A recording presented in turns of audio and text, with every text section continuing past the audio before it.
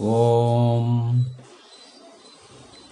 ಪಂಚಗವ್ಯ ವಿದ್ಯಾಪೀಠದ ಕುಲಪತಿಗಳಾದ ಶ್ರೀಯುತ ನಿರಂಜನ್ ಭಾಯಿ ವರ್ಮರವರು ಗುಜರಾತ್ನ ಮೋರ್ವಿ ಪಟ್ಟಣದಲ್ಲಿ 2016ನೇ ಇಸ್ವಿಯಲ್ಲಿ ನೀಡಿದ ಗೋಕಥಾ ಪ್ರವಚನದ ಕನ್ನಡ ರೂಪಾಂತರಣ. 3ನೇ ದಿನದ ಪ್ರವಚನ. ಓಂ ನಮೋ ಗೋಭ್ಯಃ ಶ್ರೀಮತೀಭ್ಯಃ ಸೌರಭೇಯೀಭ್ಯ ಏವ ಚ ನಮೋ ಬ್ರಹ್ಮಸುತಾಭ್ಯಶ್ಚಭ್ಯ ಪವಿತ್ರಾಭ್ಯೋ ನಮೋ ನಮಃ. ಈ ಸೃಷ್ಟಿಯ ಸನ್ಮಾನನೀಯ ಜೀವಿಗಳು ನಮ್ಮ ಗೋಮಾತೆಯರು. ನಮ್ಮ ಗೋಮಾತೆಯರು ಸೂರ್ಯನಾರಾಯಣನ ಪ್ರತಿನಿಧಿಗಳಾಗಿರುವರು. ಬ್ರಹ್ಮನ ಪುತ್ರಿಯರಾಗಿರುವ ಗೋಮಾತೆಯರಿಗೆ ಕೋಟಿ ಕೋಟಿ ನಮಸ್ಕಾರಗಳು. ಇಂದು ಗೋಕಥಾ ಸಂವಾದದ 3ನೇ ದಿನವಾಗಿದೆ. ಪರಮಾದರಣೀಯ ಬಾಬಾ ಸ್ವಾಮೀಜಿ ಮತ್ತು ಅವರ ಸಂಘಟನೆ ಸಮರ್ಪಣ್ ಧ್ಯಾನ ಕೇಂದ್ರ ಮತ್ತು ಅದರ ಸಾಧಕರೆಲ್ಲರ ಆಭಾರ ಪ್ರಕಟ ಮಾಡುತ್ತಾ ಇಂದಿನ ಗೋಕಥೆಯನ್ನು ಪ್ರಾರಂಭಿಸುತ್ತೇನೆ. ಇಂದು ನಿಮ್ಮೊಡನೆ ದಿನಚರ್ಯೆಯ ವಿಚಾರವನ್ನು ಹಂಚಿಕೊಳ್ಳಬೇಕೆಂದಿದ್ದೆ. ಆದರೆ ಹಲವು ಸೋದರರ ನಿವೇದನೆಯಂತೆ ಇಂದು ಮೊದಲು ಗೋಮಾತೆಯ ಅರ್ಥಶಾಸ್ತ್ರವನ್ನು ಕುರಿತು ಪ್ರವಚನ ನೀಡಲಿದ್ದೇನೆ. ಗೋಮಾತೆಯು ನಮಗೆ ಮತ್ತು ನಮ್ಮ ದೇಶವನ್ನು ಆರ್ಥಿಕವಾಗಿ ಎಷ್ಟು ಬಲಪಡಿಸಬಲ್ಲಳು ಎಂಬ ವಿಚಾರವನ್ನು ಹಂಚಿಕೊಳ್ಳಲಿದ್ದೇನೆ. ಹೇಗೆ ನಮ್ಮ ದೇಶವನ್ನು ಪ್ರಪಂಚದ ಎಲ್ಲರಿಗಿಂತಲೂ ಬಲಶಾಲಿಯಾದ ರಾಷ್ಟ್ರವನ್ನಾಗಿಸಬಲ್ಲಳು ಎಂಬ ವಿಚಾರವನ್ನು ಮಾತನಾಡುವೆ. ನಂತರ ಮಹರ್ಷಿ ವಾಗ್ಭಟರ ಜೀವನ, ಗಾಗ್ಭಟರಿಯವರ ಜೀವನ ಮತ್ತು ಋಷಿ ಚರಕರ ವಿಚಾರ ತಿಳಿಸುತ್ತೇನೆ. ಹಾಗೂ ಮಹರ್ಷಿ ವಾಗ್ಭಟರು ನೀಡಿರುವ ದಿನಚರ್ಯೆಯ 46 ಸೂತ್ರಗಳನ್ನು ಕುರಿತು ಮಾತನಾಡುವೆ. ಇಂದಿನ ದಿನದ ವಿಚಾರದ ಸಂಕ್ಷೇಪವಾದ ಬಿಂದುಗಳನ್ನು ತಿಳಿಸುತ್ತಾ ಗೋಕ್ಷೀರ, ಅದರಿಂದ ಮೊಸರನ್ನು ಮಾಡುವ ಕಲೆ, ಮೊಸರನ್ನು ಕಡೆದು ಬೆಣ್ಣೆಯನ್ನು ಪಡೆಯುವ ಕಲೆ, ಅದನ್ನು ಕಾಯಿಸಿ ತುಪ್ಪವನ್ನು ಹೊಂದುವ ವಿಧಾನ. ಈ ಘೃತ ಅಂದರೆ ತುಪ್ಪವೇನಿದೆ, ಇದು ಭೂಮಿಯ ಮೇಲಿನ ಸಾಕ್ಷಾತ್ ಅಮೃತವಾಗಿದೆ. ತುಪ್ಪವನ್ನು ಬಿಟ್ಟರೆ ಅಮೃತವನ್ನು ಕರಗಿಸಿಕೊಳ್ಳಬಲ್ಲ ಇನ್ನೊಂದು ಪದಾರ್ಥ ಇಲ್ಲ. ಗೋಘೃತವು ಅಮೃತಕ್ಕೆ ಸಮಾನವಲ್ಲ, ಸಾಕ್ಷಾತ್ ಅಮೃತವೇ ಆಗಿದೆ. 5 ವರ್ಷಗಳ ಹಿಂದೆ ಅಮೃತವೆಂದರೆ ಏನೆಂದು ಸಂಶೋಧನೆ ಆರಂಭಿಸಿದೆವು. ನಮ್ಮ ಶಾಸ್ತ್ರಗಳಲ್ಲಿ ಈ ಭೂಮಿಯ ಮೇಲೆ ಹಿಂದೆ ಅಮೃತ ಇದ್ದಿತು, ಅದನ್ನು ಸೇವಿಸಿ ಜನರು ಅಮರತ್ವವನ್ನು ಹೊಂದುತ್ತಿದ್ದರು ಎಂದೆಲ್ಲ ಅಮೃತದ ಬಗ್ಗೆ ಬಹಳಷ್ಟು ಉಲ್ಲೇಖ ಇದೆ. ಇದನ್ನು ಕುರಿತು ನಾವು ಶೋಧವನ್ನು ಆರಂಭಿಸಿದಾಗ ನಾವು ವಿಶ್ವಸ್ತರದಲ್ಲಿ ಆಧುನಿಕ ವೈಜ್ಞಾನಿಕರನ್ನು ಅಮೃತವನ್ನು ಸಿದ್ಧಪಡಿಸಬಹುದೇ, ಅದರ ನಿರ್ಮಾಣ ವಿಧಾನ ಏನಾಗಿರುತ್ತದೆ, ಈ ಯುಗದಲ್ಲಿ ಅದನ್ನು ನಿರ್ಮಿಸಲು ಸಾಧ್ಯವೇ ಎಂದು ಪ್ರಶ್ನೆ ಮಾಡಿದಾಗ, ಹೌದು, ಅಮೃತವನ್ನು ನಾವು ಸಿದ್ಧಪಡಿಸಬಹುದು. ಅದರ ಥಿಯರಿ ನಮ್ಮಲ್ಲಿದೆ. ಅದನ್ನು ಪ್ರಯೋಗಶಾಲೆಯಲ್ಲಿ ಹೇಗೆ ಸಂಯೋಜನೆ ಮಾಡಬಹುದು ಎಂಬುದು ನಮಗೆ ಎಟುಕದ ವಿಷಯವಾಗಿದೆ ಎಂದರು. ಸರಿ, ಹಾಗಾದರೆ ನಿಮ್ಮ ಆಲೋಚನೆಯನ್ನೇ ತಿಳಿಸಿರಿ ಎಂದು ಕೇಳಿಕೊಂಡೆವು. ಅವರ ಪ್ರಕಾರ ಮಾನವ ಶರೀರವು 33 ಪ್ರಕಾರದ ತತ್ವಗಳಿಂದ ನಿರ್ಮಾಣಗೊಂಡಿದೆ. ಅವುಗಳು ಯಾವುವೆಂದು ನಮಗೆ ರಾಸಾಯನಿಕಗಳ ಕೋಷ್ಟಕದಲ್ಲಿ ದೊರೆಯುತ್ತದೆ. ಅವರ ಪ್ರಕಾರ 28 ತತ್ವಗಳು ದೇಹದಲ್ಲಿ ತೋರುತ್ತವೆ. ಆದರೆ ನಮ್ಮ ಪುರಾಣ ಗ್ರಂಥಗಳಲ್ಲಿ ಮಾನವ ಶರೀರವು 33 ಪ್ರಕಾರದ ತತ್ವಗಳನ್ನು ಹೊಂದಿದೆ ಎಂದು ಉಲ್ಲೇಖಿಸುತ್ತದೆ. ಕ್ಯಾಲ್ಸಿಯಂ, ಮೆಗ್ನೀಷಿಯಂ, ರಂಜಕ, ಕಬ್ಬಿಣ, ತಾಮ್ರ, ಚಿನ್ನ, ಬೆಳ್ಳಿ, vitamin A, B, C, D, E ಇತ್ಯಾದಿಗಳು. ಇವುಗಳು ಕ್ಷಯವಾಗುವುದರಿಂದ ನಮ್ಮ ದೇಹವು ಮೃತ್ಯುವನ್ನು ಹೊಂದುತ್ತದೆ. ಈ ಘಟಕಗಳ ಕೊರತೆಯಿಂದ ದೇಹದ ಅಂಗಗಳು ಶಿಥಿಲವಾಗುತ್ತಾ ಹೋಗುತ್ತವೆ. ಇಲ್ಲಿ ಅಗತ್ಯವೆಂದು ತಿಳಿದ 28 ಅಥವಾ 33 ಘಟಕಗಳನ್ನು ಒಂದಾಗಿಸಿ ಒಂದು ಕ್ಯಾಪ್ಸೂಲ್ ರೂಪದಲ್ಲಿ ಒದಗಿಸಬಲ್ಲೆವಾದರೆ ಅದನ್ನು ಅಮೃತ ಎಂದು ಕರೆಯಬಹುದು ಎಂದರು. ನಾನು ಇದು ಸರಳವಾದ ಕಾರ್ಯವಾಗಿದೆ, ನೀವೇಕೆ ಮಾಡಿ ನೋಡಬಾರದು ಎಂದೆ. ಅವರ ಸಮಸ್ಯೆ ಏನೆಂದರೆ ಆ 28 ಅಥವಾ 33 ಘಟಕಗಳನ್ನು ಒಂದು ಮಿಶ್ರಣದಂತೆ ಸಿದ್ಧಪಡಿಸುವುದು ಅಸಾಧ್ಯವಾಗಿದೆ. ಒಂದೆಡೆ ಬೆರೆಸಿದರೆ ಇನ್ನೊಂದು ಸಮಸ್ಯೆ ತೋರುತ್ತಿತ್ತು. ಯಾವುದೋ ಒಂದು ಘಟಕದ ಪೂರ್ತಿಗಾಗಿ ಒಂದು ಪದಾರ್ಥವನ್ನು ಕೊಟ್ಟರೆ ಅದು ಇನ್ನೊಂದು ಘಟಕವನ್ನು ಸಮತೋಲನ ತಪ್ಪಿಸಿ ಬೇರೆ ಸಮಸ್ಯೆಗಳಿಗೆ ಕಾರಣವಾಗುತ್ತಿತ್ತು. ಗವ್ಯಗಳ ಮೇಲಿನ ನಮ್ಮ ಶೋಧ ಕಾರ್ಯವು ನಡೆಯುತ್ತಿದ್ದಾಗ ನಮಗೆ ಗವ್ಯಗಳ ಅದ್ಭುತ ಗುಣದ ಪರಿಚಯವಾಯಿತು. ಯಾವ ತತ್ವದ ಕೊರತೆ ಇದೆಯೋ ಅದನ್ನು ಪೂರೈಸಿ ಸಮವಾಗಿಸುತ್ತದೆ ಗವ್ಯ. ಒಂದು ವೇಳೆ ಆ ಘಟಕ ಹೆಚ್ಚಾಗಿದ್ದರೆ ಆ ಹೆಚ್ಚಿದ ತತ್ವವನ್ನು ಸಮವಾಗಿಸುತ್ತದೆ. ಇದರಿಂದ ಉತ್ಸಾಹದೊಂದಿಗೆ ನಾನು, ನೋಡಿ, ನಮ್ಮಲ್ಲಿ ಈ ತರಹದ ಒಂದು ವಸ್ತು ಇದೆ, ಇದರ ಕ್ಲಿನಿಕಲ್ ಟ್ರಯಲ್ ಮಾಡಿ ನೋಡಿ ಎಂದೆ. ನಾವು ಪ್ರಯೋಗ ಮಾಡಿ ನೋಡಲು ಕ್ಯಾಲ್ಸಿಯಂ ಹೆಚ್ಚಾಗಿದ್ದ ಚಿಕಿತ್ಸಾರ್ಥಿಗಳನ್ನು ಗುರುತಿಸಿದೆವು. ಅವರಿಗೆ ಗವ್ಯಗಳನ್ನು ಸೇವಿಸಲು ನೀಡಿದೆವು. ಹಲವು ದಿನಗಳಲ್ಲಿ ಅವರ ಕ್ಯಾಲ್ಸಿಯಂ ಇಳಿದು ಸಾಮಾನ್ಯವಾಗಿತ್ತು. ಆಗ ವಿಜ್ಞಾನಿಗಳು, ಇದು ಬಹಳ ಅದ್ಭುತವಾಗಿದೆ, ಇಂತಹ ವಸ್ತು ಇದೆ ಎಂದಾದರೆ ನಾವು ನಿಶ್ಚಯವಾಗಿ ಅಮೃತದ ಕ್ಯಾಪ್ಸೂಲನ್ನು ಮಾಡುತ್ತೇವೆ ಎಂದು ಆಶ್ಚರ್ಯಪಟ್ಟರು. ಅವರು ನಂತರ ನಾವು ನೀಡಿದ ಸಂಯೋಜನೆಯಲ್ಲಿ ಗೋವರ ರಸ, ಗೋಮೂತ್ರ ಮತ್ತು ಕ್ಷೀರಗಳು ಇತ್ತೆಂದು ತಿಳಿದ ಮೇಲೆ ಇದು ಅಸಾಧ್ಯ ಎಂದು ತಿರುಗಿ ನಿಂತರು. ಅವರ ಪ್ರಕಾರ ಮಲ ಔಷಧವಾಗಲು ಸಾಧ್ಯವಿಲ್ಲ. ಇದು ಅವರ ವಾದ. ಅವರ ಆಧುನಿಕ ಮೆಡಿಕಲ್ ಪದ್ಧತಿಯಂತೆ ಯಾವುದೇ ಪ್ರಾಣಿಯು ತ್ಯಜಿಸಿದ ಮಲ, ಮೂತ್ರ ಮೆಡಿಸಿನ್ ಆಗಲು ಸಾಧ್ಯವಿಲ್ಲ. ಹಾಲಿನ ಬಗ್ಗೆ ಅವರ ನಿಲುವು ಬೇರೆಯಾಗಿದ್ದು ಅದು ಸಕಾರಾತ್ಮಕವಾಗಿತ್ತು. ಹಾಲಿನಲ್ಲಿ ಅವರಿಗೆ ಮಾನವನ ದೇಹಕ್ಕೆ ಪೂರಕವಾದ 16 ತತ್ವಗಳು ದೊರೆತವು. ಅದರಲ್ಲಿ 16 ಇದೆ, ಆದರೆ ನಮಗೆ 28 ಬೇಕು. ಇದು ಅಮೃತ ಆಗೋದಿಲ್ಲ ಎಂದು ತಮ್ಮ ಚಿಂತೆ ವ್ಯಕ್ತಪಡಿಸಿದರು. ಅವರ ತರ್ಕವೇನೆಂದರೆ, ಗೋವರ ಮತ್ತು ಗೋಮೂತ್ರಗಳು ಅಷ್ಟು ಉತ್ಕೃಷ್ಟ ವಸ್ತುಗಳೇ ಆಗಿದ್ದರೆ ಗೋವು ಅವುಗಳನ್ನು ಹೊರಗೆ ಏಕೆ ಹಾಕುತ್ತದೆ? ಅವರಿಗೆ ತಿಳಿಯುವಂತೆ ಹೇಳುವುದಾದರೂ ಹೇಗೆ? ಹಾಗೂ ಹೀಗೂ ಮಾಡಿ ಅವರನ್ನು ಒಪ್ಪಿಸಿ ನೂರಾರು ಚಿಕಿತ್ಸಾ ಪ್ರಯೋಗಗಳನ್ನು ನಡೆಸುತ್ತಿದ್ದೇವೆ.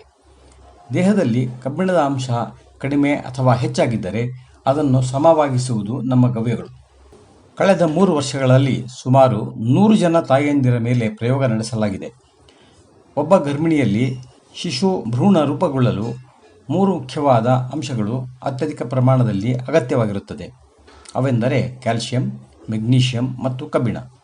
ಅಂತಹ 100ಕ್ಕೂ ಹೆಚ್ಚು ಮಹಿಳೆಯರು ಸ್ವಯಂ ಪ್ರೇರಣೆಯಿಂದ ನಮ್ಮ ಪ್ರಯೋಗದಲ್ಲಿ ಭಾಗಿಯಾದವರಿಗೆ ನಾವು ಯಾವ ಮಾತ್ರೆಯನ್ನು ಸೇವಿಸಬೇಡಿ, ನಾವು ಗವ್ಯಗಳಿಂದಲೇ ನಿಮ್ಮ ಅಗತ್ಯವನ್ನು ಪೂರೈಸುವ ಏರ್ಪಾಡು ಮಾಡುತ್ತೇವೆ ಎಂದು ನಮ್ಮ ಯೋಜನೆಯನ್ನು ಆರಂಭಿಸಿದೆವು.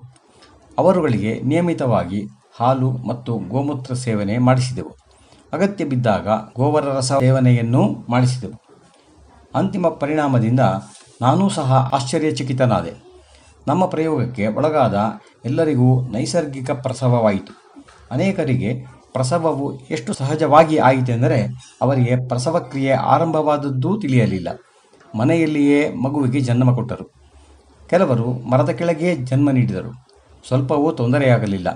ಈ ಉದಾಹರಣೆಗಳ ವರದಿಯನ್ನು ಸರ್ಕಾರಕ್ಕೂ ತಲುಪಿಸಿದೆವು. ನಮ್ಮ ವೃತ್ತಪತ್ರಿಕೆಗಳಲ್ಲಿ 5-6 ಉದಾಹರಣೆಗಳನ್ನು ಪ್ರಕಟಿಸಿದ್ದೇವೆ. ಅದರಲ್ಲಿ ಗುಜರಾತ್ನದ್ದು ಒಂದಾಗಿದೆ.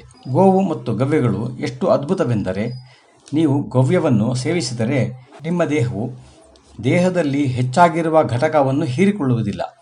ನಿಮ್ಮ ದೇಹದಲ್ಲಿ ಯಾವುದಾದರೂ ಘಟಕ ಕಡಿಮೆಯಾಗಿದ್ದರೆ ಅದು ಗವ್ಯಗಳಿಂದ ಪೂರ್ಣಗೊಳ್ಳುವುದು. ನಮ್ಮ ಜಗತ್ತಿನ ನಿರ್ಮಾಣ ಕಾರ್ಯದಲ್ಲಿ ನಮ್ಮ ಪುರಾಣ ಪುರುಷರಾಗಿರುವ ಸಪ್ತಋಷಿಗಳ ಆವಿಷ್ಕಾರಗಳ ಪಾಲು ಬಹಳವಾಗಿದೆ. ಗವ್ಯಗಳನ್ನು ಉಪಯುಕ್ತವೆಂದು ಗುರುತಿಸಿರುವರು ಅವರು. ಹಾಲನ್ನು ಮೊಸರನ್ನಾಗಿಸಿದುದು, ಮೊಸರನ್ನು ಕಡೆದು ಬೆಣ್ಣೆಯನ್ನು ಪಡೆಯುವ ಪ್ರಕ್ರಿಯೆಯನ್ನು ಆವಿಷ್ಕರಿಸಿದುದು, ಬೆಣ್ಣೆಯನ್ನು ಕಾಯಿಸಿ ಅದರಿಂದ ಜಲತತ್ವವನ್ನು ಬೇರ್ಪಡಿಸಿ ಸೂರ್ಯನ ಅಗ್ನಿಯ ಅಂಶವಾದ ಘೃತ ಅಂದರೆ ತುಪ್ಪವನ್ನು ಹೊಂದುವಂತೆ ಮಾಡಿದುದು ಎಲ್ಲವೂ ಸಪ್ತಋಷಿಗಳದ್ದೇ ಕೊಡುಗೆಯಾಗಿದೆ. ಪಂಚಗವ್ಯ ನಿರ್ಮಾಣ ಮತ್ತು ಸೇವನೆಯ ವಿಧಾನ. ಸಪ್ತಋಷಿಗಳು ಗವ್ಯಗಳನ್ನು ಸೇವಿಸಲು 7 ಸೂತ್ರಗಳನ್ನು ನೀಡಿದ್ದಾರೆ. ಅದರಲ್ಲಿ ಎಲ್ಲಕ್ಕಿಂತ ಸುಲಭವಾದ ಸೂತ್ರವನ್ನು ನಿಮಗೆ ಹೇಳುತ್ತೇನೆ.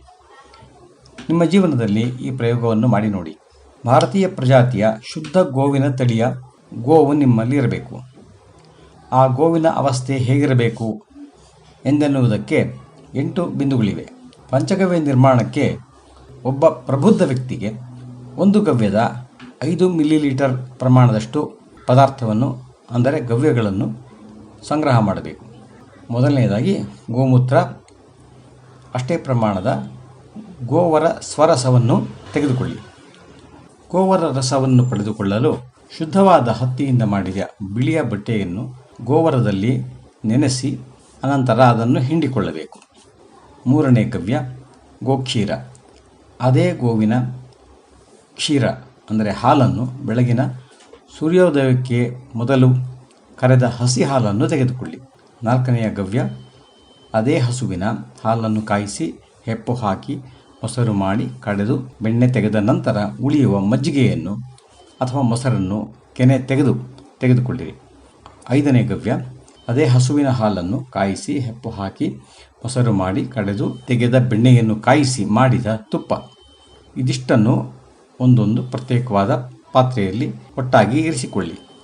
ಮೊದಲು ಒಂದು ಪಾತ್ರೆಗೆ ಗೋಮೂತ್ರವನ್ನು ಹಾಕಿಕೊಳ್ಳಿ. ಅದಕ್ಕೆ ಗೋಮೂತ್ರ ಎಷ್ಟು ಪ್ರಮಾಣದಲ್ಲಿ ತೆಗೆದುಕೊಂಡಿರುವಿರೋ ಅಷ್ಟು ಪ್ರಮಾಣದ ಮಜ್ಜಿಗೆ ಅಥವಾ ಮೊಸರನ್ನು ಬೆರೆಸಿ. ಮೂರನೆಯದಾಗಿ, ಗೋಮೂತ್ರ ಎಷ್ಟು ಪ್ರಮಾಣದಲ್ಲಿ ತೆಗೆದುಕೊಂಡಿದ್ದೇವೋ ಅಷ್ಟು ಪ್ರಮಾಣದ ಗೋವರ ಸ್ವರಸವನ್ನು ಬೆರೆಸಿರಿ. ಗೋಮೂತ್ರವನ್ನು ಎಷ್ಟು ಪ್ರಮಾಣದಲ್ಲಿ ತೆಗೆದುಕೊಂಡಿದ್ದೇವೋ ಅಷ್ಟು ಪ್ರಮಾಣದ ಗೋಘೃತ ಅಂದರೆ ತುಪ್ಪವನ್ನು ಬೆರೆಸಿ. ಕೊನೆಯದಾಗಿ, ಗೋಮೂತ್ರ ಎಷ್ಟು ಪ್ರಮಾಣದಲ್ಲಿ ತೆಗೆದುಕೊಂಡಿದ್ದೇವೋ ಅಷ್ಟೇ ಪ್ರಮಾಣದ ಕ್ಷೀರವನ್ನು ಬೆರೆಸಿರಿ.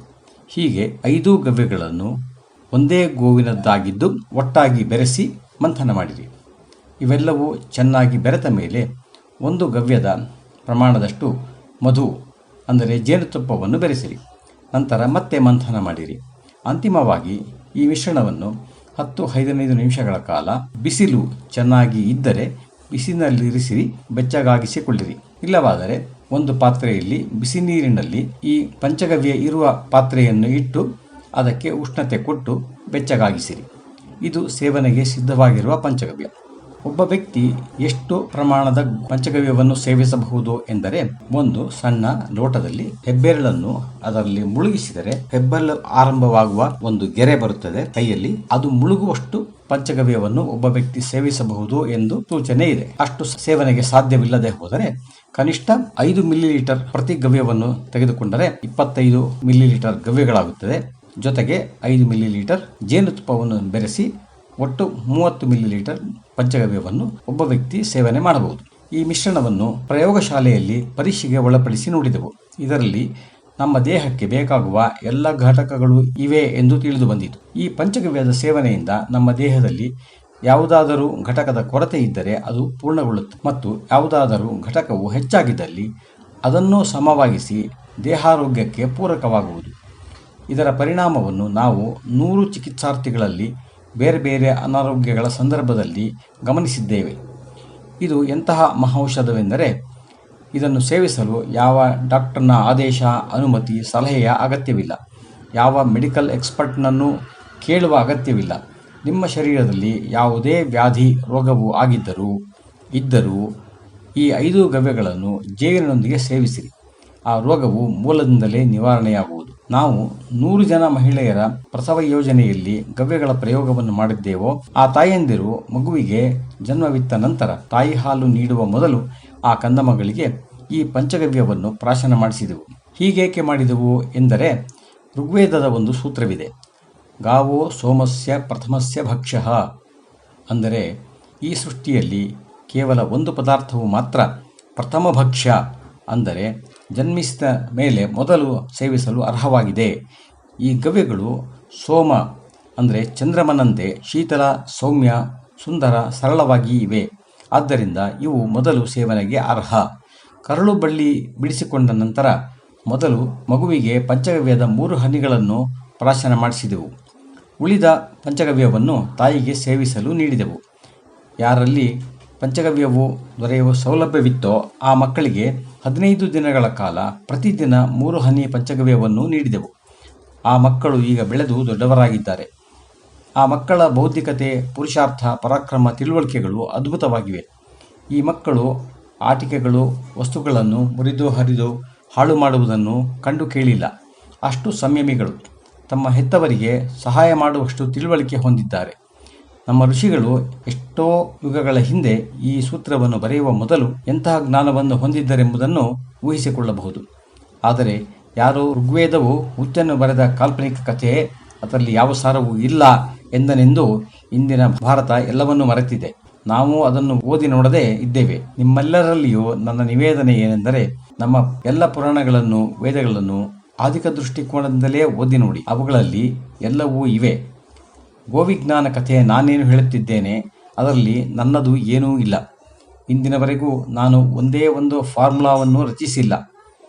ಎಲ್ಲವನ್ನೂ ವೇದಗಳಿಂದಲೇ ತೆಗೆದುಕೊಂಡದ್ದಾಗಿದೆ. ನಾವು ಇಂದಿನ ಈ ವಾತಾವರಣದಲ್ಲಿ ಬದಲಾದ ಸಂದರ್ಭದಲ್ಲಿಯೂ ಇವು ಸತ್ಯವಾಗಿಯೂ ಪರಿಣಾಮ ನೀಡಬಲ್ಲವೇ ಎಂದು ಪ್ರಯೋಗದಿಂದ ನಿರೂಪಣೆ ಅಂದರೆ ಕ್ಲಿನಿಕಲ್ ಟ್ರಯಲ್ ಮಾಡುವ ಪ್ರಯತ್ನ ಮಾಡಿದ್ದೇವೆ. ನಾವು ಅನ್ವೇಷಣೆ ಮಾಡಿಲ್ಲ. ನಾನು ನೋಡಿದ ಗ್ರಂಥಗಳಲ್ಲಿ ಗೋವಿಜ್ಞಾನದ ಚಿಕಿತ್ಸೆಯ ಸುಮಾರು 3000 ಸಂಯೋಜನೆಗಳಿವೆ. ವಾಗ್ಭಟ್ಟರದೇ ಸುಮಾರು 500 ಸಂಯೋಜನೆಗಳಿವೆ.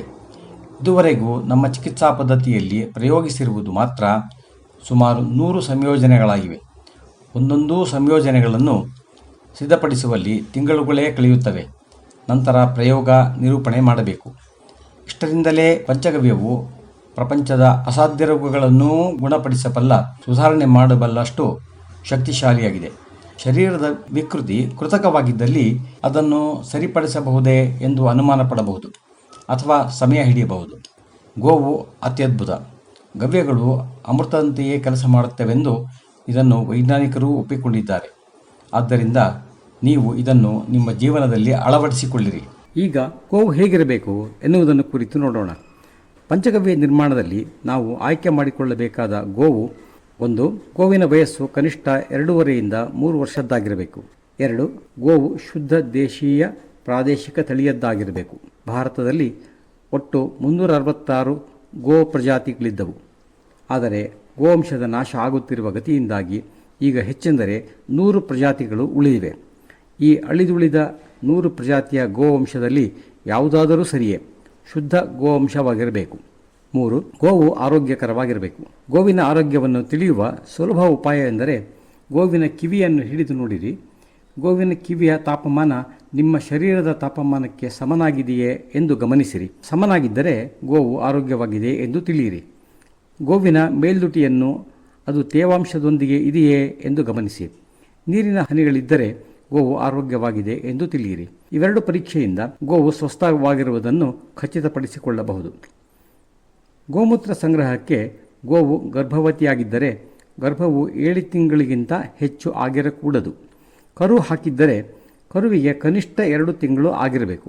ವಾಸ್ತವವಾಗಿ 45 ದಿನ ಕರು ಹುಟ್ಟುವ ಮೊದಲು ಮತ್ತು ನಂತರ ಗೋಮೂತ್ರವು ಸೇವನೆಗೆ ತೆಗೆದುಕೊಳ್ಳುವಂತಿಲ್ಲ.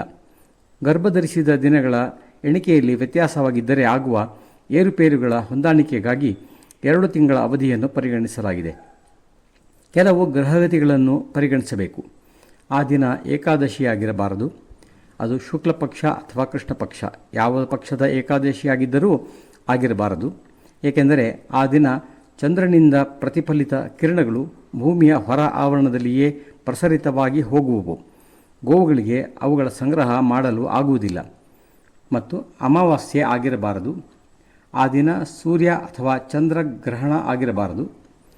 ಆ ದಿನ ಸೂರ್ಯನು ಅಥವಾ ಚಂದ್ರನು ಪ್ರಖರವಾಗಿಲ್ಲದಿದ್ದರೂ ಮಳೆಗಾಲದ ಸಂದರ್ಭದಲ್ಲಿ ದಿನವೆಲ್ಲ ಮೋಡು ಮಸುಕಿದ್ದರೆ ಆ ದಿನದ ಗೋಮೂತ್ರ ತೆಗೆದುಕೊಳ್ಳಬೇಡಿ. ಇಷ್ಟು ನಿಯಮಗಳಿವೆ. ಇವುಗಳನ್ನು ಗಮನದಲ್ಲಿರಿಸಿಕೊಂಡು ಗವ್ಯಗಳನ್ನು ಸಂಗ್ರಹಿಸಿ ಸಿದ್ಧಪಡಿಸಿ ಇಟ್ಟುಕೊಂಡು ಪಂಚಗವ್ಯವನ್ನು ನಿರ್ಮಾಣ ಮಾಡಿಕೊಳ್ಳಬೇಕು. ಈ ಮಿಶ್ರಣವು ಭೂಮಿಯ ಮೇಲಿನ 84 ಲಕ್ಷ ಜೀವರಾಶಿಯವರಿಗೂ ಅಮೃತದಂತೆ ಪರಿಣಾಮವನ್ನು ನೀಡುವ ಕಾರ್ಯವನ್ನು ಮಾಡುತ್ತದೆ. ವಿದೇಶಿ ಮಾನಸಿಕತೆಯ ವಿಜ್ಞಾನಿಗಳು ಈ ಗೋಮೂತ್ರವನ್ನು ಮತ್ತು ಗೋವರಗಳನ್ನು ಔಷಧದಂತೆ ಕಾಣಲು ನಿರಾಕರಣೆ ಮಾಡಿದರು. ಅವರಿಗೆ ಕೇವಲ ಮಲಮೂತ್ರಗಳು ಕಾಣುತ್ತಿತ್ತು. ಅದರ ಪ್ರಭಾವ ಕಾಣುತ್ತಲಿರಲಿಲ್ಲ. ಆದರೆ ಅವರಿಗೆ ಗೋವಿನ ದೇಹರಚನೆ ಮತ್ತು ಕ್ರಿಯಾವಿಜ್ಞಾನದ ಪರಿಚಯವೇ ಇಲ್ಲ. ಗೋವಿನ ದೇಹರಚನೆ ಮತ್ತು ಕ್ರಿಯಾವಿಜ್ಞಾನಗಳು ಉಳಿದ 84 ಲಕ್ಷ ಜೀವರಾಶಿಗಳಿಗಿಂತ ಭಿನ್ನವಾಗಿದೆ. ಗೋವಿನಲ್ಲಿ ಒಂದು ವಿಶಿಷ್ಟ ನಾಡಿ ಇದೆ. ಅದನ್ನು ಸೂರ್ಯಕೇತು ನಾಡಿ ಎಂದು ಕರೆಯುತ್ತಾರೆ. ಈ ಸೂರ್ಯಕೇತು ನಾಡಿಯು ಸೂರ್ಯನ ಮತ್ತು ಸೂರ್ಯನನ್ನು ಸುತ್ತುತ್ತಿರುವ ಎಲ್ಲ ಗ್ರಹಗಳ, ಎಲ್ಲ ನಕ್ಷತ್ರಗಳಿಂದ ಪ್ರತಿಫಲಿತವಾದ ಬರುವ ವಿಶೇಷ ತರಂಗಗಳ ಶಕ್ತಿಗಳನ್ನು ತಮ್ಮ ದೇಹದಲ್ಲಿ ಸಂಗ್ರಹಿಸುತ್ತವೆ. ಭೂಮಿಯ ಮೇಲೆ ಇರುವ ಎಲ್ಲ ಪ್ರಾಣಿಗಳಿಗಿಂತ ವಿಶಿಷ್ಟವಾಗಿರುವ ಜೀವಿ ಎಂದರೆ ಅದು ಗೋಮಾತೆಯೇ ಸರಿ. ಆದುದರಿಂದಲೇ ಗೋವು ಸೂರ್ಯನ ಪ್ರತಿನಿಧಿ ಜೀವಿ ಎಂದು ಪೂಜನೀಯ ಸ್ಥಾನ ನೀಡಿರುವುದು. ಗೋವು ದಿನವೆಲ್ಲ ವಿವಿಧ ಸಸ್ಯಗಳನ್ನು ಸೇವಿಸಿ ಅವುಗಳ ಸಾರವನ್ನು ಸೂರ್ಯಕೇತು ನಾಡಿಯಿಂದ ಪಡೆದ ವಿಶಿಷ್ಟ ಶಕ್ತಿ ತರಂಗಗಳೊಂದಿಗೆ ಬೆರೆಸಿ 3 ವಿಭಾಗಗಳಾಗಿ ವಿಂಗಡಿಸಿ ನಮ್ಮ ಉಪಯೋಗಕ್ಕೆ ನೀಡುತ್ತದೆ. ಜಲತತ್ವವಾಗಿರುವ ಮಧುರ ರಸವು ಕ್ಷೀರ, ಹಾಲು, ದುಗ್ಧ, ದೂದ್ ಎಂದು ಧನ್ವಂತರಿಯೇ ಆಗಿರುವ ಗಂಗಾಜಲ, ಗೋಮೂತ್ರ ಎಂಬ ವಾಯುತತ್ವವನ್ನು ಹಾಗೂ ಲಕ್ಷ್ಮಿಯ ಅವತಾರವಾದ ಭೂಮಿತತ್ವವಾದ ಗೋವರವನ್ನು ನಾವು ಪಡೆಯುತ್ತೇವೆ. ಗೋವಿನ ದೇಹರಚನೆಯ ಮತ್ತು ಕ್ರಿಯಾವಿಜ್ಞಾನಗಳು ಉಳಿದ 84 ಲಕ್ಷ ಜೀವರಾಶಿಗಳಿಗಿಂತ ಭಿನ್ನವಾಗಿದೆ.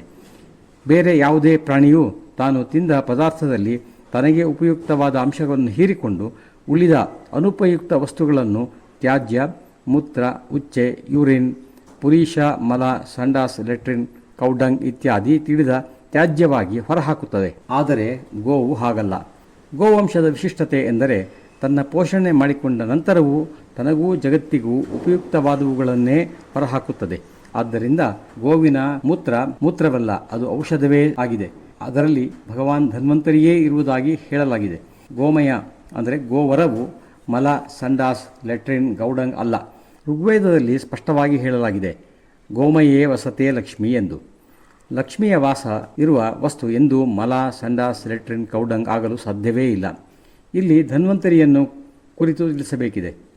ಸೌರಮಂಡಲದ ಸೃಷ್ಟಿಯಾದಾಗ ಜೀವಿಗಳು ಯಾವುದೋ ಒಂದು ಗ್ರಹದಲ್ಲಿ ರೂಪಧಾರಣೆ ಮಾಡಿದವು. ಅಲ್ಲಿ ಪ್ರಳಯವಾಗುತ್ತಾ ಈಗ ಭೂಮಿಯನ್ನು ತಲುಪಿದ್ದೇವೆ. ಭೂಮಿಯ ಮೇಲೆ ಸೃಷ್ಟಿಯ ವಿಚಾರ ಬಂದಾಗ ಬ್ರಹ್ಮಕಣಗಳು ವಿಷ್ಣುಶಕ್ತಿ ಮತ್ತು ಶಿವಶಕ್ತಿಯನ್ನು ಒಂದಾಗಿ ಇರಿಸಿಕೊಳ್ಳಬಲ್ಲ ಅದೃಷ್ಟ ಶಕ್ತಿಯಾದ ಬ್ರಹ್ಮಕಣಗಳು 84 ಲಕ್ಷ ಜೀವರಾಶಿಗಳು ಆರೋಗ್ಯವಾಗಿರಲು ವೇದಗಳ ಅಂತರ್ಗತವಾಗಿರುವ ಆಯುರ್ವೇದವನ್ನು ನಿರ್ಮಿಸಿದೆ. ಬ್ರಹ್ಮನ ಪುತ್ರ ಪ್ರಜಾಪತಿಗೆ ಈ ಜ್ಞಾನವು ದೊರೆಯಿತು. ಅಲ್ಲಿಂದ ಮುಂದುವರಿದು ಋಷಿಗಳ ಬಳಿಗೆ ಬಂದು ಸೇರುವ ಮೊದಲು ಧನ್ವಂತರಿಯಲ್ಲಿ ಆ ಜ್ಞಾನವಿತ್ತು. ಹೀಗೆ ಧನ್ವಂತರಿಯು ಚಿಕಿತ್ಸಾಶಾಸ್ತ್ರದ ದೇವತೆಯಾಗಿರುವನು. ಧನ್ವಂತರಿಯಿಂದ ಋಷಿ ಚರಕರಿಗೆ ಈ ಜ್ಞಾನ ದೊರೆಯಿತು. ಈ ಯುಗದಲ್ಲಿ ಗೋಮಾತೆಯನ್ನು ಎದುರು ಇರಿಸಿಕೊಂಡು ನಾವು ಯಾವ ಮೆಡಿಕಲ್ ಸೈನ್ಸನ್ನು, ಯಾವ ಹಾಸ್ಪಿಟಲನ್ನು ಹುಡುಕುತ್ತಿದ್ದೇವೆ ಎಂದು ವಿಷಾದವಾಗುತ್ತದೆ. ಒಮ್ಮೆ ನಾವು ನಮ್ಮ ಜ್ಞಾನದ ಕಣ್ಣನ್ನು ತೆರೆದು ನಮ್ಮ ವೇದಗಳನ್ನು ಅರಿಯತೊಡಗಿದರೆ ಜೀವನವೆಲ್ಲ ಪೂರ್ಣಾರೋಗ್ಯವನ್ನು ಹೊಂದಬಹುದು, ನಿರೋಗಿಯಾಗಿರಬಹುದು. ಅಂತಹ ದೇಶದ ಜನರ ಪರಿಸ್ಥಿತಿ ಹೇಗಾಗಿ ಹೋಗಿದೆ? ಇಂದು ದೇಶದ 85% ಜನರು ಗಂಭೀರ ರೂಪದ ರೋಗಗಳಿಗೆ ತುತ್ತಾಗಿದ್ದಾರೆ. 1,000 ಜನರು ಕ್ಯಾನ್ಸರ್ನಿಂದ ಸಾಯುತ್ತಿದ್ದಾರೆ. 2,500 ಜನ ಹಾರ್ಟ್ ಅಟ್ಯಾಕ್ನಿಂದ ಸಾಯುತ್ತಿದ್ದಾರೆ. 30% ಜನಕ್ಕೆ TB ಆಗಿದೆ. ಈ ದೇಶದಲ್ಲಿ ಚಿಕಿತ್ಸೆಯ ಹೆಸರಿನಲ್ಲಿ 60 ಲಕ್ಷ ಕೋಟಿ ರೂಪಾಯಿ ದುಂದುವೆಚ್ಚವಾಗುತ್ತಿದೆ. ದುಂದುವೆಚ್ಚ ಎಂದೇಕೆ ಹೇಳುತ್ತಿರುವೆ ಎಂದರೆ ಈ ವೆಚ್ಚದಿಂದ ಜನರಿಗೆ ಆರೋಗ್ಯ ದೊರೆಯುತ್ತಿಲ್ಲ. ದಿನಕ್ಕೆ 1,000 ಜನ ಕ್ಯಾನ್ಸರ್ನಿಂದ, 2,500 ಜನ ಹಾರ್ಟ್ ಅಟ್ಯಾಕ್ನಿಂದ, 30% ಹೆಣ್ಣು ಮಕ್ಕಳು ಮದುವೆಯಾಗುವ ಮೊದಲೇ ಬಂಜೆಯರಾಗಿದ್ದಾರೆ. 20% ಯುವಕರು ಮದುವೆಗೆ ಮೊದಲೇ ನಪುಂಸಕರಾಗಿದ್ದಾರೆ. ಇದು ನನ್ನ ಆಂತರಿಕ ನೋವಾಗಿದೆ. ಅಷ್ಟು ಸಮೃದ್ಧವಾದ ರಾಷ್ಟ್ರದ ಮುಖಂಡರು ವಿದೇಶಗಳ ಎದುರು, ವರ್ಲ್ಡ್ ಬ್ಯಾಂಕ್, IMF ಎದುರಿನಲ್ಲಿ ಕೈ ಒಡ್ಡುವುದು ನನಗೆ ನೋವಾಗುತ್ತದೆ. ದೇಶದ 2 ಕೋಟಿ ಗೋಮಾತೆಯರು ಪ್ರತಿನಿತ್ಯ 15 ಕಿಲೋ ಗೋವರ ಲಕ್ಷ್ಮಿಯನ್ನು ನೀಡುತ್ತಿರುವರು. ಅಂತಹ ದೇಶದ ಮುಖಂಡ ಭಿಕ್ಷೆ ಎತ್ತಲು ಅಮೆರಿಕಾಗೆ ಹೋಗುವುದು ಅವಮಾನಕರ. ನಮ್ಮವರೇ ಗೋವಿನ ಉತ್ಪನ್ನವನ್ನು ಗುರುತಿಸಿರಲಿಲ್ಲವೆಂದರೆ ನೋವಿನ ಸಂಗತಿ. ಇವುಗಳಲ್ಲಿ ಪ್ರಪಂಚದ ಉನ್ನತ ಅರ್ಥಶಾಸ್ತ್ರವಿದೆ. ಒಂದು ಉದಾಹರಣೆ, ನಮ್ಮಲ್ಲಿ 400 ಗೋವುಗಳಿವೆ. 16 ವರ್ಷಗಳ ಹಿಂದೆ 11 ಗೋವುಗಳಿಂದ ಕಾರ್ಯಾರಂಭ ಮಾಡಿದ್ದೆವು. ಅಲ್ಲಿಂದ ಗೋ ಸಂಖ್ಯೆ ಹೆಚ್ಚಿ 400 ಆಗಿದೆ. 200 ಗೋವುಗಳನ್ನು ರೈತರುಗಳಿಗೆ ಕೊಟ್ಟಿದ್ದೇನೆ. ಉಳಿದ 200 ಗೋವುಗಳು ನಮ್ಮ ಗೋಶಾಲೆಯಲ್ಲಿವೆ. ನಮ್ಮ ಗೋವಿಜ್ಞಾನದ ಕಾರ್ಯವೇನು ನಡೆಯುತ್ತಿದೆ ಅದು 20 ರಾಜ್ಯಗಳಲ್ಲಿ ವ್ಯಾಪಿಸಿದೆ. 20 ವಿದ್ಯಾಕೇಂದ್ರಗಳಿಂದ ಸುಮಾರು 500 ಗವ್ಯಸಿದ್ಧ ಡಾಕ್ಟರ್ಗಳು ಹೊರಬರುತ್ತಾರೆ. ನಮ್ಮ ಆಚಾರ್ಯರು ಗವ್ಯಸಿದ್ಧರುಗಳ ಈ ಜಾಲವು ತಮ್ಮ ಸ್ಥಾನಗಳಲ್ಲಿ ಕಾರ್ಯನಿರ್ವಹಿಸುತ್ತಾರೆ. ಅದೆಲ್ಲವೂ ದಾನ ಪಡೆಯದೇ ನಡೆಯುತ್ತದೆ. ಇಂದಿನ ಮೋರ್ವಿ ನಗರದ ಕಾರ್ಯಕ್ರಮವು ಹಾಗೆಯೇ ನಡೆಸಿಕೊಡುತ್ತಿದ್ದೇನೆ. ಎಲ್ಲವೂ ಗೋವರ ಗೋಮೂತ್ರ ಉತ್ಪನ್ನಗಳಿಂದ ಗಳಿಸಿದ ಹಣದಿಂದ ನಡೆಯುತ್ತಿದೆ. ಮಹರ್ಷಿ ವಾಗ್ಭಟ ಗೋಶಾಲೆಗೆ 16 ವರ್ಷಗಳಾಯಿತು. ಒಬ್ಬರಿಂದ ದಾನ ಪಡೆಯುವ ಸ್ಥಿತಿ ಬಂದಿಲ್ಲ. ದೇಶದಲ್ಲೆಲ್ಲ ನಮ್ಮವರ 100 ಗೋಶಾಲೆಗಳಿವೆ. ಎಲ್ಲ ಒಟ್ಟು ಮಾಡಿದರೆ 25,000 ಗೋವಂಶವಿದೆ. ಅದಕ್ಕೆ ಕಾರಣ ನಾವು ಗೋಮಾತೆ ಸಾಕ್ಷಾತ್ ಲಕ್ಷ್ಮಿ ಎಂದು ನಂಬಿದ್ದೇವೆ. ಯಾರಲ್ಲಿ ಲಕ್ಷ್ಮಿ ಇರುವಳೋ ಅವಳನ್ನು ಉಳಿಸಲು ಲಕ್ಷ್ಮಿಗಾಗಿ ಕೈ ಒಡ್ಡುವುದು ಎಂದರೆ ಕಣ್ಣು ತೆರೆದಿಲ್ಲವೆಂದು ಅರ್ಥ ಅಷ್ಟೇ. ಒಂದು ದಿನ ನಾನು ಲೆಕ್ಕ ಹಾಕಿದೆ. ನಮ್ಮ ದೇಶದ 2 ಕೋಟಿ ಗೋವರ ಗೋಮೂತ್ರಗಳಿಂದ ಬಳಸಲಾಗುವಂತಹ ಔಷಧಿ ವಸ್ತುಗಳನ್ನು ಸಿದ್ಧಪಡಿಸಲಾರಂಭಿಸಿ ಜಗತ್ತಿಗೆಲ್ಲ ಮಾರ್ಕೆಟಿಂಗ್ ಮಾಡಲಾರಂಭಿಸಿದರೆ 5 ವರ್ಷಗಳಲ್ಲಿ ಭಾರತವು ವಿಶ್ವ ಬ್ಯಾಂಕನ್ನು ಕೊಂಡುಕೊಳ್ಳಲಾಗುವಷ್ಟು ಸಮೃದ್ಧವಾಗುತ್ತದೆ.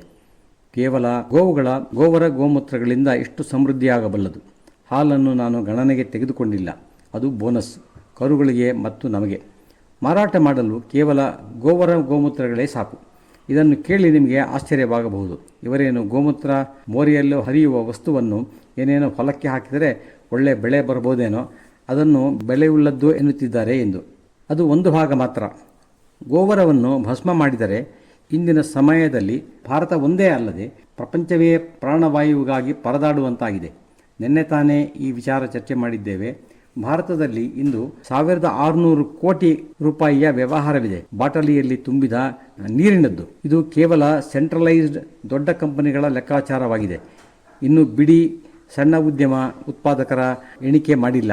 ಮುಂದೆ ಪ್ರಾಣವಾಯುವು ಮಾರಾಟಕ್ಕೆ ಬರಲಿದೆ. ನನಗೆ ಕಷ್ಟವೆನಿಸುತ್ತದೆ. ದೇವರು ಮುಕ್ತವಾಗಿ ಕೊಟ್ಟ ಪ್ರಾಣವಾಯುವು ಮಾರಾಟದ ವಸ್ತುವಾಯಿತೇ ಎಂದು. ಜೊತೆಗೆ ಸಣ್ಣ ಸಂತೋಷವೂ ಇದೆ. ಎಂದು ಹೆಚ್ಚಿದ ಬೆಲೆಗೆ ಪ್ರಾಣವಾಯುವು ಮಾರಾಟಕ್ಕೆ ಬರುವುದೋ ಆಗ ಭಾರತೀಯರಿಗೆ ಗೋವಿನ ನೆನಪು ಬರುತ್ತದೆ. ಏಕೆಂದರೆ ಗೋವಿನಲ್ಲಿ ಶುದ್ಧ ಪ್ರಾಣವಾಯುವಿದೆ. ಹಿಂದೆ ವಿವರಿಸಿದ ಹಾಗೆ ಭಸ್ಮದಲ್ಲಿರುವ ಪ್ರಾಣವಾಯುವನ್ನು ತೆಗೆದು ಸಿಲಿಂಡರ್ನಲ್ಲಿ ತುಂಬಿಸಿ ಮಾರುವ ಕೆಲಸವನ್ನು ಭಾರತ ಸರ್ಕಾರವು ಆರಂಭಿಸಿದರೆ ಭಾರತವು ಶೀಘ್ರವೇ ವಿಶ್ವ ಬ್ಯಾಂಕನ್ನು ಕೊಂಡುಕೊಳ್ಳಲು ಸಾಧ್ಯವಾಗುವುದು. ಇದು ನನ್ನ ಕನಸೂ ಸಹ. ಗವ್ಯಶಕ್ತಿಯಿಂದ ವಿಶ್ವ ಬ್ಯಾಂಕ್ ಮತ್ತು IMFಗಳನ್ನು ಕೊಂಡುಕೊಳ್ಳುವುದು ಅದು ನನ್ನ ಕನಸಾಗಿದೆ. ಏಕೆಂದರೆ ಇವರಿಬ್ಬರು ಪ್ರಪಂಚದ ಗೂಂಡಾ ಮಾಫಿಯಾಗಳಾಗಿದ್ದಾರೆ. ಪ್ರಪಂಚದ ದೇಶಗಳನ್ನು ತಮ್ಮ ಹಿಡಿತದಲ್ಲಿರಿಸಿಕೊಂಡು ತಮ್ಮಿಚ್ಛೆಯಂತೆ ಕೆಲಸ ಮಾಡಿಸಿಕೊಳ್ಳುತ್ತಾರೆ. ಇದಕ್ಕೆ 2 ಉದಾಹರಣೆಗಳಿವೆ. ನಮ್ಮ ದೇಶದ ಸನ್ಮಾನನೀಯ ಪ್ರಧಾನಿ ಮೋದಿಯವರು 6 ತಿಂಗಳ ಹಿಂದೆ ಒಂದು ಪ್ರಸ್ತಾಪ ಮಾಡಿದ್ದರು. ನಮ್ಮ ದೇಶಕ್ಕೆ ಸ್ವತಂತ್ರ ಬಂದ 68 ವರ್ಷಗಳಲ್ಲಿ ಮೊದಲ ಬಾರಿಗೆ ಒಬ್ಬ ಪ್ರಧಾನಿ ಒಳ್ಳೆಯ ಪ್ರಜ್ಞಾಪೂರ್ವಕ ಪ್ರಸ್ತಾಪ ಮಾಡಿದ್ದು ಇದೇ ಮೊದಲು. ಆ ಸಭೆಯಲ್ಲಿ ಮೆಡಿಕಲ್ ಕೌನ್ಸಿಲ್ನ ಡಾಕ್ಟರ್ಗಳು ಮತ್ತು ಎಕ್ಸ್ಪರ್ಟ್ಗಳು ಕುಳಿತಿದ್ದರು. ಎಲ್ಲರಲ್ಲಿ ಒಂದು ವಿನಂತಿ ಮಾಡಿದರು. ನಾನು ನಮ್ಮ ಗ್ರಾಮೀಣ ಪ್ರದೇಶದಲ್ಲಿ ಎಲ್ಲಿ ಡಾಕ್ಟರ್ಗಳು ಸೇವೆ ಸಲ್ಲಿಸಲು ಹಿಂಜರಿಯುವರೋ ಆ ಗ್ರಾಮಗಳಲ್ಲಿ ಇರುವ ಪ್ರಾಥಮಿಕ ಚಿಕಿತ್ಸಾ ಕೇಂದ್ರಗಳಲ್ಲಿ ಡಾಕ್ಟರ್ಗಳು ನೇಮಕಗೊಂಡಿರುತ್ತಾರೆ. ಆದರೆ ಅವರು ಸೇವೆಗೆ ಬರುವುದಿಲ್ಲ. ಅವರ ಬದಲಿಗೆ ಕಾಂಪೌಂಡರ್ ಆ ಕೆಲಸ ಮಾಡುತ್ತಾರೆ. ಚಿಕಿತ್ಸೆ ಪಡೆಯಲು ಬರುವವರಿಗೆ ಸಮೀಪದ ಸಂಬಂಧವು ಡಾಕ್ಟರರ ಕೆಳಗಿನ ಸ್ತರದ ಕಾಂಪೌಂಡರ್ ಮತ್ತು ನರ್ಸ್ಗಳಿಗೆ ಹೆಚ್ಚಾಗಿ ಇರುತ್ತದೆ. ಕಾಂಪೌಂಡರ್ ಮತ್ತು ನರ್ಸ್ಗಳಿಗೆ ಪ್ರಾಕ್ಟಿಕಲ್ ಜ್ಞಾನ ಡಾಕ್ಟರ್ಗಳಿಗಿಂತ ಹೆಚ್ಚಾಗಿರುತ್ತದೆ ಎಂದು ತಿಳಿದಿದ್ದೇನೆ. ಆದ್ದರಿಂದ ಕಾಂಪೌಂಡರ್ ಮತ್ತು ನರ್ಸ್ಗಳಿಗೆ ಪ್ರಮೋಷನ್ ನೀಡಿದರೆ ಹೇಗೆ? ಅದಕ್ಕೆ ಡಾಕ್ಟರ್ ಅಸೋಸಿಯೇಷನ್ನವರು ನೀವು ಏನು ಹೇಳಬಯಸುತ್ತೀರಿ ಎಂದರು. ಅದಕ್ಕೆ ನಮ್ಮ ಆದರಣೀಯ ಪ್ರಧಾನಿಗಳು ನಮ್ಮ ದೇಶದಲ್ಲಿ ಖಾಲಿ ಇರುವ 34 ಲಕ್ಷ ಡಾಕ್ಟರ್ಗಳ ಹುದ್ದೆಗಳೇನಿವೆ ಅಲ್ಲೆಲ್ಲ ಕಾಂಪೌಂಡರ್ ಮತ್ತು ನರ್ಸ್ಗಳಿಗೆ ಗ್ರಾಮೀಣ ಪ್ರದೇಶದಲ್ಲಿ ಅಧಿಕೃತವಾಗಿ ಚಿಕಿತ್ಸೆ ನಡೆಸುವ ಕಾನೂನಿನ ಅಧಿಕಾರವನ್ನು ನೀಡಬೇಕೆಂದು ಉದ್ದೇಶಿಸುತ್ತೇನೆ ಎಂದರು. ಡಾಕ್ಟರ್ಗಳ ಅಸೋಸಿಯೇಷನ್ನವರು ದಿಢೀರನೆ ಎದ್ದು ನಿಂತು ಸೌಮ್ಯ ಮಾಡಿದರು. ಸುಮ್ಮನಿರಿ, ಮಾತನಾಡಲೇಬೇಡಿ ಎಂದು. ಅವರು ಹೇಳದೇ ಇದ್ದ ಮಾತು ಇನ್ನೂ ಈ ದೇಶವನ್ನು ದೋಚುವುದು ಬಾಕಿ ಇದೆ, ನೀವು ಅಡ್ಡಿಪಡಿಸುವಂತಿಲ್ಲ ಎಂದಾಗಿರಬಹುದು. ಹೇಗೆ ಬಂತು ಇವರುಗಳಿಗೆ ಈ ಧೈರ್ಯ? ಇವರ ಹಿಂದಿನವರು ಅದೇ ಮಾಫಿಯಾದವರು. ಇಷ್ಟು ದುಷ್ಟರು ಇವರು. ನನ್ನ ಕನಸಿನಲ್ಲಿ ಇದೇ ಬರುತ್ತದೆ. ಒಂದು ದಿನ ಈ 2 ಸಂಸ್ಥೆ IMF ಮತ್ತು ವರ್ಲ್ಡ್ ಬ್ಯಾಂಕ್ಗಳನ್ನು ಭಾರತವು ಕೊಂಡುಕೊಳ್ಳಬೇಕು ಎಂದು. ಇದು ಸಾಧ್ಯವಾಗಬೇಕೆಂದರೆ ನಾವು ಗೋವರದಲ್ಲಿ ಅರ್ಥವನ್ನು ಕಾಣುವಂತಾಗಬೇಕು. ಗೋವರದಿಂದ 50% ಪ್ರಾಣವಾಯುವನ್ನು ಉತ್ಪಾದಿಸಬಹುದು. ಗೋವರ ಭಸ್ಮದಿಂದ ದೊರೆಯುವ ಪ್ರಾಣವಾಯುವು ಅತ್ಯಂತ ನೈಸರ್ಗಿಕವಾದದ್ದಾಗಿದೆ. ಯಾವುದೇ ಗಂಭೀರ ರೋಗದ ಚಿಕಿತ್ಸೆ ಹೊಂದುತ್ತಿರುವವರಿಗೂ ಇದು ಒಳ್ಳೆಯದನ್ನೇ ಮಾಡುತ್ತದೆ. ಗೋವರ ಭಸ್ಮವನ್ನು ಮೆಡಿಕಲ್ ಸೈನ್ಸ್ನಲ್ಲಿ ನುಗ್ಗಿಸಿ ಶರೀರದ ನೈಸರ್ಗಿಕ ಪ್ರಾಣವಾಯುವಿನ ಪೂರ್ತಿಗಾಗಿ ಬಳಕೆಯನ್ನು ಪ್ರಪಂಚದಲ್ಲೆಲ್ಲ ವಿಕ್ರಯ ಪ್ರಾರಂಭಿಸಿದರೆ ಎಷ್ಟು ಹಣ ದೊರೆಯುವುದೆಂದರೆ IMF ಮತ್ತು ವರ್ಲ್ಡ್ ಬ್ಯಾಂಕ್ ಎರಡನ್ನೂ ಭಾರತವು ಕೊಂಡುಕೊಳ್ಳಬಹುದು. ಗೋವರ ಒಂದೇ ಆರ್ಥಿಕವಾಗಿ ಅಷ್ಟು ಬಲ ನೀಡಬಲ್ಲದ್ದಾಗಿದೆ. ಗೋಮೂತ್ರವನ್ನು ಕುರಿತು ಹೇಳಬೇಕೆಂದರೆ ಭಾರತದ ಆಂತರಿಕ ಮಾರುಕಟ್ಟೆಯಲ್ಲಿಯೇ ಬಳಕೆಗೆ ಸಿದ್ಧವಾದ ಸಂಸ್ಕರಿತ ಗೋಮೂತ್ರದ ಬೆಲೆ ಲೀಟರ್ಗೆ 400ರಿಂದ 500 ರೂಪಾಯಿ ಇದೆ. ಹಾಲಿನಿಂದ ನೀವು ಅಷ್ಟು ಹಣ ಗಳಿಸಲಾರಿರಿ.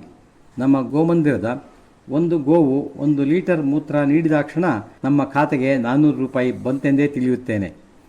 ದೇಶದಲ್ಲಿ 2 ಕೋಟಿ ಗೋವುಗಳಿವೆ. ಒಂದು ಗೋವಿನಿಂದ 2 ಲೀಟರ್ ಎಂದೇ ಕಲ್ಪನೆ ಮಾಡಿರಿ. 4 ಕೋಟಿ ಲೀಟರ್ ಗೋಮೂತ್ರ. ಅಬ್ಬಾ, ನಾನು ಮಾತ್ರ ಭಾರತದ ಆಂತರಿಕ ಮಾರುಕಟ್ಟೆಯ ವಿಷಯ ಮಾತನಾಡುತ್ತಿದ್ದೇನೆ.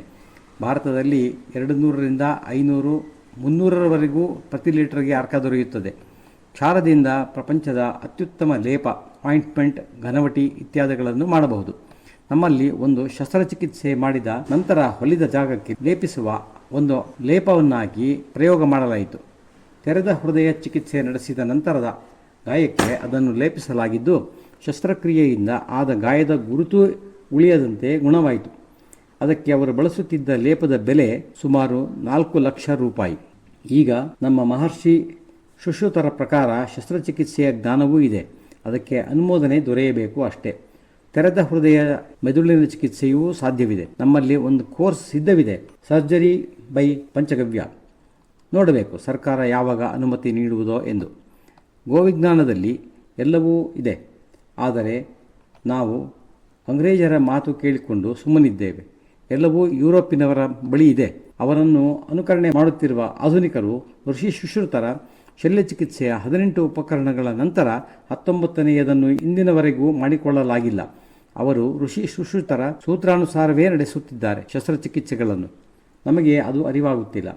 ಯುರೋಪ್, ಅಮೆರಿಕಗಳಲ್ಲಿ ಋಷಿ ಸುಶ್ರುತರನ್ನು ಫಾದರ್ ಆಫ್ ಸರ್ಜರಿ ಎಂದು ಕರೆಯುತ್ತಾರೆ. ನಮ್ಮ ದೇಶದ ಡಾಕ್ಟರ್ಗಳಿಗೆ ನಮ್ಮ ದೇಶದಲ್ಲಿ ಇಂತಹ ಒಬ್ಬ ಋಷಿಗಳು ಆಗಿ ಹೋಗಿದ್ದಾರೆಂದೂ ತಿಳಿದಿಲ್ಲ. ನಾವೆಲ್ಲರೂ ಸಾಮೂಹಿಕವಾಗಿ ಕಾರ್ಯವಹಿಸಿಕೊಂಡರೆ ಬಹಳಷ್ಟು ಸಾಧನೆ ಸಾಧ್ಯವಿದೆ. ಹಾಲಿನಿಂದ ದೊರೆಯುವ ಘೃತ, ತುಪ್ಪ, ಅದರ ಶಕ್ತಿ ಅದ್ಭುತವಾಗಿದೆ. ಪಂಚಗವ್ಯ ಘೃತ ತುಪ್ಪದೊಂದಿಗೆ ಉಳಿದ 4 ಗವ್ಯಗಳ ಶಕ್ತಿಯನ್ನು ಜೊತೆಗೂಡಿಸಿದರೆ ಅದೊಂದು ಅದ್ಭುತವಾದ ನಾಸಿಕೌಷಧ ಲೇಪ ಆಗುತ್ತದೆ. ಇದನ್ನು ಅಮೃತವೆಂದೇ ಹೇಳಬಹುದು. ಅಂಗುಷ್ಟದಿಂದ ನೆತ್ತಿಯವರೆಗೂ ಏನೇ ವ್ಯತ್ಯಯವಿದ್ದರೂ ಇದರ ಉಪಯೋಗವಿದೆ. ಮೆದುಳಿನಲ್ಲಿ ಗಡ್ಡೆ, ರಕ್ತ ಹೆಪ್ಪುಗಟ್ಟಿರುವುದು, ಮಿರ್ಗಿ ಫಿಟ್ಸ್, ಕ್ಯಾನ್ಸರ್, ಅರ್ಧಾಂಗವಾಯು, ಪ್ಯಾರಲಿಸಿಸ್, ನೆನಪಿನ ಶಕ್ತಿ ನಾಶ, ಕೋಮಾದಲ್ಲಿರುವ ಸ್ಥಿತಿ. ನಾವು ಈ ಅನೇಕ ರೋಗಿಗಳನ್ನು ಕೋಮಾದಿಂದ ಹೊರಗೆ ತಂದಿದ್ದೇವೆ. ಪ್ರಪಂಚದ ಯಾವ ದ್ರವ ಪದಾರ್ಥವೂ ತಲುಪಲಾಗದ ಜಾಗ ಬ್ರೈನ್ಗೆ ಬ್ಲಡ್ ಬ್ರೈನ್ ಬ್ಯಾರಿಯರನ್ನು ಸುಲಭವಾಗಿ ಹಾಯ್ದು ಮೆದುಳನ್ನು ತಲುಪಿ ಉಪಚಾರವನ್ನು ಮಾಡುತ್ತದೆ ಪಂಚಗವ್ಯ ಘೃತ. ಕಿವಿಗೆ, ಕಣ್ಣಿಗೆ, ಮೂಗಿಗೆ, ನಾಭಿಗೆ ಹನಿಸಿಕೊಳ್ಳಬಹುದು. ಪಿತ್ತದ 40 ರೋಗಗಳಲ್ಲಿ ಹೆಚ್ಚಿನವು ನಾಭಿ ಜರುಗುವುದರಿಂದಲೇ ಆಗುವುದು. ನಾಭಿಯು ದೇಹದ ಎಲ್ಲ ಸಹಸ್ರಾರು ನಾಡಿಗಳ ಸಂಧಿಸ್ಥಾನವಾಗಿದೆ. ನಾಭಿಯು ಸ್ವಸ್ಥಾನದಿಂದ ಯಾವುದಾದರೂ ಕಡೆ ಜರುಗಿದರೆ ವಿಕೃತಿಗಳು ತೋರುತ್ತವೆ. ಅದು 40 ರೋಗಗಳಲ್ಲಿ ಯಾವುದಾದರೂ ಒಂದು ಅಥವಾ ಒಂದಕ್ಕಿಂತ ಹೆಚ್ಚಾದರೂ ತೋರಬಹುದು. ನಾಭಿಯು ತನ್ನ ಸ್ಥಾನಕ್ಕೆ ಸುಲಭವಾಗಿ ಹಿಂದಿರುಗುತ್ತದೆ. ಬೇರೆ ಯಾವ ಚಿಕಿತ್ಸಾ ಪದ್ಧತಿಯೂ ನಾಭಿ ಜರುಗುವುದನ್ನು ಪರಿಗಣಿಸೇ ಇಲ್ಲ. ಸ್ವಾನುಭವವೆಂದರೆ ನಾನು ಕಂಡ ರೋಗಗಳಲ್ಲಿ ಅರ್ಧಕ್ಕಿಂತ ಹೆಚ್ಚು ಪಿತ್ತರೋಗಿಗಳ ರೋಗಕ್ಕೆ ಕಾರಣ ನಾಭಿ ಜರುಗುವುದೇ ಆಗಿದೆ. ಈ ಗವ್ಯಘೃತವು ಅದ್ಭುತವಾಗಿ ಕೆಲಸ ಮಾಡುತ್ತದೆ. ನಾಭಿಗೆ ಈ ಘೃತವನ್ನು ಹಾಕಿಕೊಂಡರೆ ಶರೀರದ 33,000 ನಾಡಿಗಳಲ್ಲಿಯೂ ಅದು ಪ್ರವಹಿಸಲಾರಂಭಿಸುತ್ತದೆ. ಇದರ ಅದ್ಭುತ ಗುಣಗಳನ್ನು ಪ್ರಚಾರ ಮಾಡಲು ನಮ್ಮ ಸರ್ಕಾರಗಳು ಸಹಯೋಗ ನೀಡಿ ಈ ದೇಶದಲ್ಲಿರುವ 23 ಲಕ್ಷ ಡಾಕ್ಟರ್ಗಳು ಮುಂದೆ ಬಂದರೆ ಘೃತವು ಬಹಳ ಹೆಚ್ಚಿನ ಬೆಲೆಯನ್ನು ಪಡೆದುಕೊಳ್ಳುತ್ತದೆ. ನಮ್ಮ ಗವ್ಯಸಿದ್ಧರುಗಳು ತಮ್ಮಲ್ಲಿ ಸಿದ್ಧಪಡಿಸಿದ ಘೃತವನ್ನು ಕಡಿಮೆ ಎಂದರೆ 8,000 to 10,000 ರೂಪಾಯಿ ಲೀಟರ್ನಂತೆ ಔಷಧಿಯನ್ನಾಗಿಸಿ ಮಾರುತ್ತಿದ್ದಾರೆ. ಆದ್ದರಿಂದ ಅವರಿಗೆ ಆರ್ಥಿಕ ಮುಗ್ಗಟ್ಟು ಬರುವುದಿಲ್ಲ. ಎಲ್ಲರೂ ಸ್ವಾವಲಂಬಿಗಳಾಗಿರುವರು. ಗವ್ಯಗಳಿಗೆ ಮಾರುಕಟ್ಟೆ ಹೆಚ್ಚಾಗುವಂತಾಗಲು 2 ಮಾರ್ಗಗಳನ್ನು ಅನುಸರಿಸಬೇಕು. 23,000 ಡಾಕ್ಟರ್ಗಳು ಇದ್ದಾರೆ, ಇನ್ನೂ 23,000 ಡಾಕ್ಟರ್ಗಳು ಬೇಕಾಗಿದ್ದಾರೆ. ಇರುವ ಡಾಕ್ಟರ್ಗಳು ಗವ್ಯಗಳನ್ನು ಅರಿತು ತಮ್ಮ ಚಿಕಿತ್ಸೆಯಲ್ಲಿ ಅವುಗಳ ಲಾಭವನ್ನು ಪ್ರಸಾರ ಮಾಡಬೇಕು. ಅಥವಾ ಕೇವಲ ಗವ್ಯಗಳನ್ನು ಮಾತ್ರವೇ ತಿಳಿದಿರುವ ಪ್ರತ್ಯೇಕ ಪರಂಪರೆಯ ಚಿಕಿತ್ಸಕರನ್ನೇ ಸೃಷ್ಟಿ ಮಾಡಬೇಕು. ಈ ದಿಕ್ಕಿನಲ್ಲಿ ನಾವು ರಾಜೀವ್ ಭಾಯಿಯವರ ಆಲೋಚನೆಗಳನ್ನು ಸಾಕಾರಗೊಳಿಸಲು ಕಾಂಚೀಪುರಂನ ಬಳಿಯಲ್ಲಿ ಕೆಲಸ ಮಾಡಲು ಆರಂಭಿಸಿದ್ದೇವೆ. ಅದರ ಭೂಮಿ ಪೂಜೆ ಬರುವ 2017 ಮೇ 9ನೇ ದಿನಾಂಕ ಇದೆ. ಅಂದು ಪಂಚಗವ್ಯ ವಿದ್ಯಾಲಯದ ನಿರ್ಮಾಣ ಕಾರ್ಯ ಆರಂಭವಾಗಲಿದೆ. ಮುಂದೆ ದೇಶದ ಪ್ರತಿ ಜಿಲ್ಲೆಯಲ್ಲಿಯೂ ಪಂಚಗವ್ಯ ಆಧಾರಿತ ಭಾರತೀಯ ಚಿಕಿತ್ಸಾ ಪದ್ಧತಿಯ ವಿದ್ಯಾಪೀಠದ ವಿಸ್ತಾರ ಕೇಂದ್ರಗಳನ್ನು ತೆರೆಯಲಿದ್ದೇವೆ. ನಮ್ಮ ಈ ಕನಸಿಗೆ ಪ್ರಕೃತಿ ಮತ್ತು ದೇವರ ಅನುಗ್ರಹವಾದರೆ ಮುಂದಿನ 10-12 ವರ್ಷಗಳಲ್ಲಿ ನಾವು ಬಹಳಷ್ಟು ಸಂಖ್ಯೆಯಲ್ಲಿ ಡಾಕ್ಟರ್ಗಳನ್ನು ಸಿದ್ಧಪಡಿಸಬಹುದು. ಈ ಗವ್ಯಸಿದ್ಧ ಡಾಕ್ಟರರೇ ಗೋಶಾಲೆಯ ಉತ್ಪಾದನೆಗಳಿಗೆ ಮಾರುಕಟ್ಟೆಯನ್ನು ಸೃಷ್ಟಿಸಬಲ್ಲರು. ಗಂಭೀರವಾದ ರೋಗಗಳನ್ನು ಕಂಡುಹಿಡಿಯಲೇ ಬಹಳಷ್ಟು ಹಣ ವೆಚ್ಚವಾಗುತ್ತದೆ. ಆ ಹಣದಲ್ಲಿ ಪಂಚಗವ್ಯ ಆಧಾರಿತ ಭಾರತೀಯ ಚಿಕಿತ್ಸಾ ಪದ್ಧತಿಯಲ್ಲಿ ಚಿಕಿತ್ಸೆಯೇ ಪೂರ್ಣಗೊಳ್ಳುತ್ತದೆ. ಕ್ಯಾನ್ಸರ್ ರೋಗಿಯ ಚಿಕಿತ್ಸೆಯ ವೆಚ್ಚ ಸುಮಾರು 15,000 to 20,000 ರೂಪಾಯಿಗಳಾಗಬಹುದು ಅಷ್ಟೇ. ವರ್ಷಾವಧಿಯ ಔಷಧ ಮತ್ತೆಲ್ಲವೂ ಸೇರಿಯೇ ಇಷ್ಟಾಗುತ್ತದೆ. ಅಲೋಪತಿಯಲ್ಲಿ ಬಯಾಪ್ಸಿಯೇ ಇಷ್ಟು ವೆಚ್ಚವಾಗುತ್ತದೆ. ನಮ್ಮ ಚಿಕಿತ್ಸಾ ಪದ್ಧತಿ ಸರಳ ಮತ್ತು ಸುಲಭವಾಗಿದೆ. ಯಾವ ಅಡ್ಡ ಪರಿಣಾಮಗಳೂ ಇರುವುದಿಲ್ಲ ಎಂದು ಅಂತಾರಾಷ್ಟ್ರೀಯ ಮಟ್ಟದಲ್ಲಿ ಪ್ರಮಾಣಿತವಾಗಿದೆ. ಎಲ್ಲವೂ ಜೈವಿಕ ಭೋಜ್ಯ ಔಷಧಗಳಾಗಿವೆ. ನಮ್ಮ ದಕ್ಷಿಣ ಭಾರತದ ಅನೇಕ ಅಲೋಪತಿ ಡಾಕ್ಟರ್ಗಳು ಸಹ ಪಂಚಗವ್ಯ ಔಷಧಿಗಳನ್ನು ಬಹಳ ಉತ್ತಮ ಪರಿಣಾಮ ಪಡೆಯಲು ಉಪಯೋಗ ಮಾಡುತ್ತಾರೆ. ಅವರು ಭೇಟಿಯಾದಾಗ ತಮ್ಮಲ್ಲಿಗೆ ಚಿಕಿತ್ಸೆಗೆ ಬರುವ ಸಂಖ್ಯೆ 2ರಷ್ಟಾಗಿದೆ, ಸಮಯ ಸಾಕಾಗುತ್ತಿಲ್ಲ, ಸಾಧ್ಯವಾದಷ್ಟು ಆಂಟಿಬಯೋಟಿಕ್ಗಳನ್ನು ಕಡಿಮೆ ಮಾಡುತ್ತಿದ್ದೇನೆ ಎಂದೆನ್ನುತ್ತಾರೆ. ಅವರ ಗೌರವ ಸಮಾಜದಲ್ಲಿ ಹೆಚ್ಚುತ್ತಿದೆ. ಹೀಗೆ ಗೋಮಾತೆ ಏನನ್ನು ಬೇಕಾದರೂ ಸಾಧಿಸಬಲ್ಲಳು, ಅಸಾಧ್ಯ ಎನ್ನುವ ಮಾತೇ ಇಲ್ಲ. ಈ ಕೆಲವು ಚಿಕಿತ್ಸೆ ಹೊಂದಿ ಗುಣವಾದವರುಗಳ ಅಭಿಪ್ರಾಯಗಳನ್ನು ನಿಮಗೆ ತಿಳಿಸಬಯಸುತ್ತೇನೆ. ನಮ್ಮ ಕಾಂಚೀಪುರಂ ಜಿಲ್ಲೆಗೆ ಹೊಂದಿಕೊಂಡ ಜಿಲ್ಲೆ ಆರಣಿ. ಅಲ್ಲಿ ಕಟ್ಟಡ ನಿರ್ಮಾಣ ಕೆಲಸ ಮಾಡುವ ಒಬ್ಬ ಮಹಿಳೆ ಕೆಲಸದ ಸಮಯದಲ್ಲಿ ಕಟ್ಟಡದ ಸೆಂಟ್ರಿಂಗ್ ಬಿಚ್ಚುವಾಗ ಅಪಘಾತವಾಗಿ ಆಕೆಯ ಕಣ್ಣಿಗೆ ಒಂದು ಮೊಳೆ ಬಂದು ನೆಟ್ಟು ರೆಟಿನಾವೇ ಹರಿದು ಹೋಗಿತ್ತಂತೆ. ಒಂದು ಕಣ್ಣು ಒಡೆದು ಹೋಯಿತು. ಆಕೆಗೆ ಚಿಕಿತ್ಸೆ ನೀಡಲು ಆ ಕಾಂಟ್ರಾಕ್ಟರ್ ಭಾರತದ ಎಲ್ಲ ಕಣ್ಣಿನ ಆಸ್ಪತ್ರೆಗಳಿಗೆ ಕರೆದೊಯ್ದರು. ಆದರೆ 3 ವರ್ಷಗಳ ಕಾಲ ಸತತ ಪ್ರಯತ್ನವೂ ಆಕೆಯ ಕಣ್ಣನ್ನು ಸರಿಪಡಿಸಲಾರದಾಯಿತು. ಒಂದು ದಿನ ನಮ್ಮ ಗುರುಕುಲದ ಡಾಕ್ಟರ್ ಬಳಿಗೆ ಆಕೆ ಬಂದಿದ್ದಳು. ಆಕೆ ತನ್ನ ಕಥೆಯನ್ನು ಹೇಳಿಕೊಂಡಳು. ಹೇಗೂ ನಿರಾಶೆಯಿಂದ ಇದ್ದೀರಾ, ಒಂದು ಪ್ರಯೋಗ ಮಾಡಿರಿ ಎಂದು ನಮ್ಮ ಒಂದು ವಿಶೇಷ ದಿನದ ಶುದ್ಧ ರೂಪದ ಗೋಮೂತ್ರವಾಗಿರುವ ನೇತ್ರೌಷಧವನ್ನು ದಿನಗಳಲ್ಲಿ 5 ಬಾರಿ ಕಣ್ಣಿಗೆ ಹಾಕಿಕೊಳ್ಳಲು ಹೇಳಿ ಕೊಟ್ಟರು. ನಮ್ಮ ನಿಯಮವು ಒಬ್ಬ ವ್ಯಕ್ತಿ ಒಂದು ದಿನದಲ್ಲಿ ಕಣ್ಣಿಗೆ 3 ಬಾರಿಗಿಂತ ಹೆಚ್ಚು ಹನಿಗಳನ್ನು ಹಾಕಿಕೊಳ್ಳಲು ಅನುಮತಿ ನೀಡುತ್ತಿರಲಿಲ್ಲ. ಆ ಡಾಕ್ಟರ್ ಅದರ ಉಲ್ಲಂಘನೆ ಮಾಡಿದರು. 4 ತಿಂಗಳ ಕಾಲ ಆಕೆ ನೇತ್ರೌಷಧವನ್ನು ಹಾಕಿಕೊಳ್ಳುತ್ತಿದ್ದಳು. ಆಕೆಯ ಹರಿದ ರೆಟಿನಾವು ಪುನರ್ನಿರ್ಮಾಣಗೊಂಡಿತ್ತು. ಆಕೆಯ ಆ ಕಣ್ಣಿನಿಂದ ಎದುರು ಯಾರಾದರೂ ಬಂದರೆ ಯಾರೋ ಬಂದಿದ್ದಾರೆ ಎಂದು ತಿಳಿಯುವಷ್ಟು ಮಸುಕು ದೃಶ್ಯ ತೋರುತ್ತಿದೆ. ನನಗೆ ಇದು ಆಶ್ಚರ್ಯವನ್ನುಂಟು ಮಾಡಿದೆ. ಇನ್ನೊಂದು ಉದಾಹರಣೆ ಎಂದರೆ, ಒಬ್ಬ 16 ವರ್ಷದ ಹುಡುಗಿ ಏಷ್ಯಾದಲ್ಲಿಯೇ ಹೆಸರುವಾಸಿಯಾದ ಶಂಕರ್ ನೇತ್ರಾಲಯಕ್ಕೆ ಸಿಂಗಪೂರ್ನಿಂದ ಬಂದಿದ್ದರು. ಆಕೆಯ ಸಮಸ್ಯೆ ಎಂದರೆ 24 ಗಂಟೆಗಳು ಆಕೆಯ ಕಣ್ಣಿನಿಂದ ನೀರು ಹರಿಯುತ್ತಿತ್ತು. 2.5 ವರ್ಷಗಳಿಂದ ಚಿಕಿತ್ಸೆ ನಡೆಯುತ್ತಿತ್ತು. ಚಿಕಿತ್ಸೆ ಫಲಕಾರಿಯಾಗಿರಲಿಲ್ಲ. ಅಲ್ಲಿನ ಡಾಕ್ಟರ್ ಆಕೆಯನ್ನು ನಮ್ಮ ಚಿಕಿತ್ಸಾಲಯಕ್ಕೆ ಕಳಿಸಿಕೊಟ್ಟರು. ಆ ಮಗು ಕೇವಲ 3 ದಿನಗಳ ಕಾಲ ನಮ್ಮ ನೇತ್ರೌಷಧಿಯನ್ನು ಬಳಕೆ ಮಾಡಿದಳು. ಪರಿಣಾಮ ಕಣ್ಣು ನೀರು ನಿಂತಿತು. ಆಗಿನಿಂದ ಅವರು ತಮ್ಮಲ್ಲಿ ಗುಣವಾಗದ ಚಿಕಿತ್ಸಾರ್ಥಿಗಳನ್ನು ನಮ್ಮಲ್ಲಿಗೆ ಕಳಿಸಿಕೊಡುತ್ತಾರೆ. ಚೆನ್ನೈನ ಅಪೋಲೋ ಆಸ್ಪತ್ರೆಯವರೂ ಸಹ. ನಮ್ಮ ದೇಶದ ಡಾಕ್ಟರಿಗೆ ಗವ್ಯಗಳು ಅತ್ಯದ್ಭುತ ಔಷಧಿಗಳು ಎಂಬ ಅರಿವು ಬಂದಿದೆ. ಆದರೆ ಒಂದು ಭಯವೂ ಇದೆ. ತಮ್ಮ ಸನ್ಮಾನವು ಕಳೆದು ಹೋಗಬಹುದೆಂಬ ಭಯ. 5, 10, 20 ವರ್ಷಗಳಿಂದ ಮಾಡಿದ ಪ್ರಾಕ್ಟೀಸ್ ಎಲ್ಲ ನಗಣ್ಯವಾಗುವುದು ಎಂಬ ಭಯ. ಒಂದಲ್ಲ ಒಂದು ದಿನ ಆ ಭಯವು ನಿವಾರಣೆಯಾಗುವುದು. ಅದರಲ್ಲಿ ಭಯವೇಕೆ? ನಮ್ಮ ದೇಶದಲ್ಲಿ ವೈದ್ಯರಿಗೆ ದೇವರ ಸ್ಥಾನವನ್ನೇ ನೀಡಿದೆ ಸಮಾಜವು. ನೀವು ಈ ಕ್ಷೇತ್ರಕ್ಕೆ ಬಂದು ಬಿಡಿ, ಗವ್ಯಗಳನ್ನು ಅರ್ಥ ಮಾಡಿಕೊಳ್ಳಿ, ಆಂಟಿಬಯೋಟಿಕ್ಗಳಿಗೆ ಬದಲಾಗಿ ಇವುಗಳನ್ನು ಬಳಸಿರಿ. ನಿಮಗೆ ಇನ್ನೂ ಹೆಚ್ಚಿನ ಸನ್ಮಾನ ದೊರೆಯುವುದು. ಏಕೆಂದರೆ ನಮ್ಮಲ್ಲಿ ಚಿಕಿತ್ಸೆಗೆ ಬಂದವರೆಲ್ಲ ಗುಣವಾಗಿ ಹೋಗುವರು. ಆದರೆ ಹಣ ಅಡ್ಡವಾಗುತ್ತದೆ. ಅಲ್ಲಿ ದೋಚುವಷ್ಟು ಹಣ ಇಲ್ಲಿ ದೋಚಲಾಗದು. ಈ ಸಂಕಟವನ್ನು ದೂರಾಗಿಸಿಕೊಳ್ಳಬಹುದು. ನಾನು ಆ ಭವಿಷ್ಯದ ದಿನಗಳನ್ನು ಎದುರು ನೋಡುತ್ತಿದ್ದೇನೆ. ಯಾವುದೇ ಥೆರಪಿಯ ಡಾಕ್ಟರ್ ಆದರೂ ಒಂದಲ್ಲ ಒಂದು ದಿನ ಗವ್ಯಗಳನ್ನು ಬಳಸಿ ಚಿಕಿತ್ಸೆ ಮಾಡಿಯೇ ಮಾಡುವರು. ಅವರಲ್ಲಿ ಅನಾಟಮಿ ಫಿಸಿಯಾಲಜಿ ಚೆನ್ನಾಗಿ ಇದ್ದೇ ಇದೆ. ಆಂಟಿಬಯೋಟಿಕ್ಗಳಿಗೆ ಬದಲಾಗಿ ಗವ್ಯಗಳನ್ನು ಬಳಕೆಗೆ ತಂದರೆ ಚಿನ್ನಕ್ಕೆ ಮೆರುಗು ಕೊಟ್ಟಂತಾಗುತ್ತದೆ. ಯಾರೆಲ್ಲ ಈ ವಿಚಾರವನ್ನು ಅರಿತಿರುವರೋ ಅವರು ಗವ್ಯಗಳ ಬಳಕೆಯನ್ನು ಮಾಡುತ್ತಿದ್ದಾರೆ. ಇದು ನಿರೂಪಿತವಾಗುತ್ತಿದೆ. ಗೋವು ಲಕ್ಷ್ಮಿಯೇ ಎಂದು. ಗೋಮಯದಲ್ಲಿ 13% ಸಿಲಿಕಾನ್ ಇದೆ. ಇದು ಎಷ್ಟು ಬೆಲೆಯುಳ್ಳದ್ದೆಂದು ನಿಮಗೆ ತಿಳಿದೇ ಇದೆ. ಎಲ್ಲ ಮೊಬೈಲ್ಗಳು, ಸ್ಯಾಟಲೈಟ್ಗಳು, ದೂರಸಂಪರ್ಕ ವ್ಯವಸ್ಥೆಗಳು ಇದಿಲ್ಲದೆ ನಡೆಯುವುದೇ ಇಲ್ಲ. ಇದರಿಂದಲೇ ನಾವು ಕ್ಷಣ ಮಾತ್ರದಲ್ಲಿ ದೂರದಲ್ಲಿರುವವರೊಂದಿಗೆ ಮಾತನಾಡಬಲ್ಲೆವು. ಅಂತಹ ಬೆಲೆಯುಳ್ಳ ಪದಾರ್ಥವು ಗೋವರದಲ್ಲಿ 13% ಇದೆ. ನಮ್ಮ ಸರ್ಕಾರವು ಈ ಸಿಲಿಕಾನ್ನನ್ನೇ ತೆಗೆದು ಮಾರಾಟ ಮಾಡಿದರೂ ಸಾಕು. ಇದು ಸಂಪೂರ್ಣ ನೈಸರ್ಗಿಕ ಸಿಲಿಕಾನ್ ಆಗಿದ್ದು, ಇದನ್ನು ಐಸಿಗಳ ನಿರ್ಮಾಣದಲ್ಲಿ ಬಳಸಿದರೆ ಅನೇಕ ಪಟ್ಟು ವೇಗವಾಗಿ ಕಾರ್ಯ ಮಾಡಬಲ್ಲದು. ಹೀಗಾದರೆ ಅದೆಷ್ಟು ಆರ್ಥಿಕ ಲಾಭ ದೇಶಕ್ಕಾಗುವುದು? ಆದರೆ ನೋಡಿ, ಇದು ಸಣ್ಣ ಕೆಲಸವಲ್ಲ. ಒಬ್ಬ ವ್ಯಕ್ತಿ ಮಾಡಲಾರ. ಆದರೆ ರಾಷ್ಟ್ರ ಈ ಕಾರ್ಯವನ್ನು ಕೈಗೊಳ್ಳಬಹುದು. ದೇಶದ ಸರ್ಕಾರವು ಎಚ್ಚೆತ್ತುಕೊಳ್ಳಬೇಕು. ಗೋವರದಲ್ಲಿ ಲಕ್ಷ್ಮಿ ಇದೆ. ಅದೇ ಕಾಗದದ ಮೇಲೆ ಮೌಲ್ಯವನ್ನು ಮುದ್ರಿಸಿದರೆ ಅದು ಲಕ್ಷ್ಮಿಯಾಗುವುದಿಲ್ಲ. ಅದು ಜನರನ್ನು ಮೋಸಗೊಳಿಸುವ ಒಂದು ತಂತ್ರವಾಗಿದೆ. ಅದು ಧನವೇ ಆಗಿದ್ದರೆ ಪ್ರತಿ ವರ್ಷ ಅಪಮೌಲ್ಯ ಡಿವ್ಯಾಲ್ಯೂಯೇಷನ್ ಆಗುತ್ತಿರಲಿಲ್ಲ. ಆದ್ದರಿಂದ ಅದು ನೋಟ್. ವಾಸ್ತವವಾಗಿ ಲಕ್ಷ್ಮಿ ಅಲ್ಲ. ನಮ್ಮನ್ನು ಭ್ರಮೆಯಲ್ಲಿರಿಸಿದ್ದಾರೆ.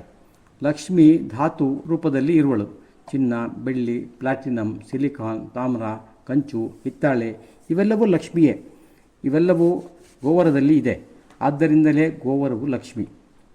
ನಾನು ಸ್ವಲ್ಪ ಹಣ ಇರುವವರಿಗೆ ಕೇಳುತ್ತೇನೆ, ಎಲ್ಲರಿಗಿಂತ ಉತ್ತಮ ಹೂಡಿಕೆ ಎಂದರೆ ಒಂದು ಗೋಮಂದಿರ ನಿರ್ಮಾಣ ಮಾಡುವುದು. ನಮ್ಮ ಸರ್ಕಾರದವರು, ವೈದ್ಯರು, ಉದ್ಯೋಗಪತಿಗಳು ಎಚ್ಚರಗೊಳ್ಳಲು ಕಾಯ್ದು ಕುಳಿತರೆ ನಮ್ಮ ದೇಶದಲ್ಲಿರುವ 2 ಕೋಟಿ ಗೋವುಗಳು ಉಳಿಯದೋ ಏನೋ. ಆದರೆ ಯುರೋಪ್ ಮತ್ತು ಅಮೆರಿಕದವರು ಯಾವಾಗ ಭಾರತದ ಗೋವುಗಳು ನಾಶವಾಗುವವೋ ಎಂದು ಕಾಯುತ್ತಿದ್ದಾರೆ.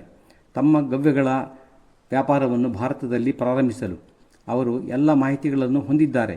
ಇಂದಿಗೆ 20 ವರ್ಷಗಳ ಹಿಂದೆಯೇ ರಷ್ಯಾದ ವಿಜ್ಞಾನಿಯೊಬ್ಬರು ಭಾರತದ ಗೋವಂಶದ ಘೃತವನ್ನು ಅಗ್ನಿಗೆ ಅರ್ಪಿಸಿದರೆ ಅದರಿಂದ ವಾತಾವರಣದಲ್ಲಿ 1000 ಲೀಟರ್ ಪ್ರಾಣವಾಯು ಉತ್ಪನ್ನವಾಗುತ್ತದೆ ಎಂದು ಹೇಳಿದ್ದರು.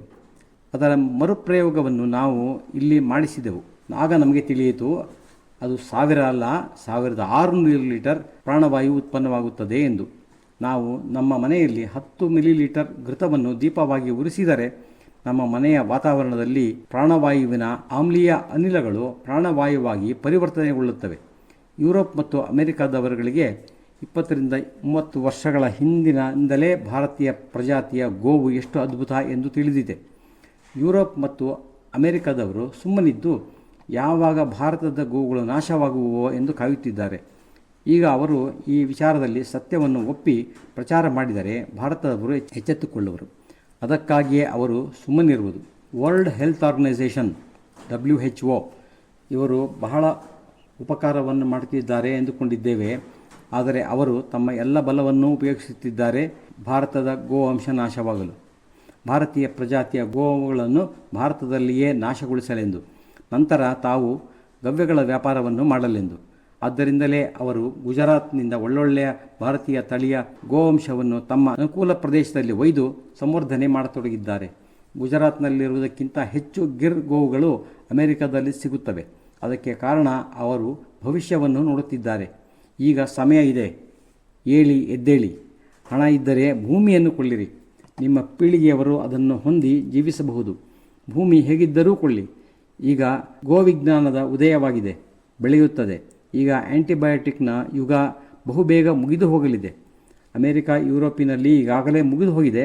ಆದ್ದರಿಂದಲೇ ಅಮೆರಿಕ ಯುರೋಪ್ನ ಡ್ರಗ್ ಕಂಪನಿಗಳವರು ಅತಿ ಕಡಿಮೆ ಬೆಲೆಗೆ ಡ್ರಗ್ ಇಲ್ಲಿಗೆ ಕಳಿಸುತ್ತಿದ್ದಾರೆ. ಸರ್ಕಾರಗಳನ್ನು ಪಟಾಯಿಸುತ್ತಿದ್ದಾರೆ. ಜನ ಕೊಳ್ಳುವುದಿಲ್ಲ, ಅವರಿಗೆ ನೀವು ಕೊಂಡು ಉಚಿತವಾಗಿ ಹಂಚಿರಿ ಎಂದು ಸರ್ಕಾರಗಳನ್ನು ಪಟಾಯಿಸುತ್ತಿದ್ದಾರೆ. ಈ ಷಡ್ಯಂತ್ರ ನಡೆದಿದೆ. ರಾಜಸ್ಥಾನದ ಮುಖ್ಯಮಂತ್ರಿಗಳು ಆಂಟಿಬಯೋಟಿಕ್ನ ATM ತೆರೆಯುವುದಾಗಿ ಹೇಳಿಕೆ ನೀಡಿರುವುದನ್ನು ಕೇಳಿ ಬಹಳ ದುಃಖವಾಯಿತು. ನಮ್ಮ ಶರೀರವು ಶುದ್ಧ ನೈಸರ್ಗಿಕ ಜೈವಿಕ ಬಯೋಟಿಕ್, ಅದಕ್ಕೆ ವಿರುದ್ಧವಾದದ್ದು ಆಂಟಿಬಯೋಟಿಕ್. ಇದರಲ್ಲಿ ಕೃತಕವಾದ ಜೈವಿಕ ವಿರೋಧಿ ತತ್ವಗಳನ್ನು ತುಂಬಿದರೆ ಇದಕ್ಕಿಂತ ಘಾತಕ ಕಾರ್ಯವೇನಿದೆ? ಪ್ರಾಕೃತಿಕ ಅಪ್ರಾಕೃತಿಕ ಇವುಗಳ ವ್ಯತ್ಯಾಸವನ್ನು ಅಮೆರಿಕ ಯುರೋಪ್ಗಳು ಸಹ ಒಪ್ಪುತ್ತಿವೆ. ಅದಕ್ಕೆ ಅಲ್ಲಿ ಆಂಟಿಬಯೋಟಿಕ್ಗಳ ಯುಗ ಮುಗಿದು ಹೋಗಿದೆ. ಆಂಟಿಬಯೋಟಿಕ್ನ ದುಷ್ಪರಿಣಾಮಗಳನ್ನು ತಿಳಿಸದೆ ರೋಗಿಗೆ ಯಾರಾದರೂ ಡಾಕ್ಟರು ಆಂಟಿಬಯೋಟಿಕ್ಕನ್ನು ಪ್ರಿಸ್ಕ್ರೈಬ್ ಮಾಡಿದರೆ ಆ ಡಾಕ್ಟರ್ಗೆ ಶಿಕ್ಷೆ ಕಾದಿರುತ್ತದೆ. ಆದರೆ ಭಾರತದಲ್ಲಿ ಯಾವ ಡಾಕ್ಟರೂ ಆಂಟಿಬಯೋಟಿಕ್ಕನ್ನು ಪ್ರಿಸ್ಕ್ರೈಬ್ ಮಾಡುವಾಗ ಅದರ ದುಷ್ಪರಿಣಾಮಗಳನ್ನು ರೋಗಿಗೆ ತಿಳಿಸಲು ಪ್ರಯತ್ನವನ್ನೂ ಮಾಡುವುದಿಲ್ಲ. ನಮ್ಮ ದೇಶದಲ್ಲಿ ಎಲ್ಲವೂ ಕಣ್ಣು ಮುಚ್ಚಿಕೊಂಡು ನಡೆಯುತ್ತದೆ. ಹೇಳುವವರು ಕೇಳುವವರು ಯಾರೂ ಇಲ್ಲ. ಹೇಗೆ ಅಮೆರಿಕ ಯುರೋಪ್ಗಳು ಎಚ್ಚೆತ್ತುಕೊಂಡವೋ ಹಾಗೆ ಭಾರತವು ಎಚ್ಚರಗೊಳ್ಳುತ್ತದೆ. ಭಾರತವು ಎಚ್ಚರಗೊಂಡಾಗ ಆಂಟಿಬಯೋಟಿಕ್ಕಿಗೆ ಬದಲಾಗಿ ಏನಿದೆ? ಒಂದು ವನಸ್ಪತಿಗಳು, ಬಿಟ್ಟರೆ ಗವ್ಯಗಳು. ಪ್ರಪಂಚದಲ್ಲಿ ಆಂಟಿಬಯೋಟಿಕ್ ಯುಗ ಮುಗಿಯುತ್ತಿದ್ದಂತೆಯೇ ಭಾರತದ ವನಸ್ಪತಿಗಳಿಗೆ ಬೇಡಿಕೆ ಹೆಚ್ಚುತ್ತಿದೆ. ಈ ವನಸ್ಪತಿಗಳ ಬೆಲೆಯೂ ಏರಿದೆ. ಎಲ್ಲ ವನಸ್ಪತಿಗಳ ಬೆಲೆಯೂ 10-50 ಪಟ್ಟು ಹೆಚ್ಚಾಗಿದೆ. ಭಾರತದ ಮಾರುಕಟ್ಟೆಯಲ್ಲಿ 2-3ನೇ ದರ್ಜೆಯ ಪದಾರ್ಥಗಳು ದೊರೆಯುತ್ತಿವೆ. ಸಪ್ತರಂಗಿ ಎಂಬ ಇನ್ನೊಂದು ಔಷಧಿ ಸಸ್ಯವಿದೆ. ಇದನ್ನು ಕುರಿತು ತಿಳಿದ ಅಮೆರಿಕ ಯುರೋಪ್ ಕಂಪನಿಗಳು ಭಾರತದ ಕಾಡುಗಳನ್ನು ಸರ್ಕಾರದಿಂದ ಲೀಸ್ ಪಡೆದುಕೊಂಡವು. ಇಂದು ಭಾರತದ ಮಾರುಕಟ್ಟೆಯಲ್ಲಿ ಸಪ್ತರಂಗಿ ಸಿಗದಂತಾಗಿದೆ. ಸಪ್ತರಂಗಿಯೊಂದಿಗೆ ಸಂಯೋಗಗೊಂಡ ಗೋಮೂತ್ರವನ್ನು 2 ವರ್ಷ ಸೇವಿಸಿದರೆ ಡಯಾಬಿಟಿಸ್ ಮೂಲದಿಂದಲೇ ನಿವಾರಣೆಯಾಗುತ್ತದೆ. ಸರ್ಪಗಂಧಾವು ಹೆಚ್ಚಿದ ಅಥವಾ ಕಡಿಮೆಯಾದ ರಕ್ತದೊತ್ತಡ, ಕ್ಯಾನ್ಸರ್ ಇತ್ಯಾದಿ ರೋಗಗಳಿಗೆ ಸಮಾಧಾನವಾಗಿದೆ. ಇದರ ಸಂಯೋಗದ ಔಷಧಿಯಿಂದ ಕ್ಯಾನ್ಸರ್ ಗುಣವಾಗುತ್ತದೆ, ಟ್ಯೂಮರ್ ಕರಗಿ ಹೋಗುತ್ತದೆ ಅಥವಾ ದೇಹವು ಅದನ್ನು ಬೇರೆಯಾಗಿಸಿ ಹೊರಹಾಕುತ್ತದೆ. ಇಷ್ಟು ಒಳ್ಳೆಯ ಔಷಧಿಯು ಭಾರತದ ಮಾರುಕಟ್ಟೆಯಿಂದ ಮಾಯವಾಗಿದೆ. ಏಕೆಂದರೆ ಯುರೋಪ್ ಅಮೆರಿಕ ಕಂಪನಿಗಳು ಎಚ್ಚೆತ್ತುಕೊಂಡು ಕೊಂಡುಕೊಳ್ಳಲಾರಂಭಿಸಿದ್ದಾರೆ. ಭಾರತ ದೇಶದ ಸರ್ಕಾರವನ್ನು ಯಾರು ಬೇಕಾದರೂ ಪಟಾಯಿಸಬಹುದು. ವಿದೇಶಿ ಏಜೆಂಟರುಗಳು ನಮ್ಮ ದೇಶದ ವಿತ್ತ ಮಂತ್ರಾಲಯಕ್ಕೆ ಹೋಗಿ ನೋಡಿ, ಅಲ್ಲಿ ಎಲ್ಲ ದೇಶಿ ಏಜೆಂಟರುಗಳು ಬಂದು ಕುಳಿತಿರುತ್ತಾರೆ.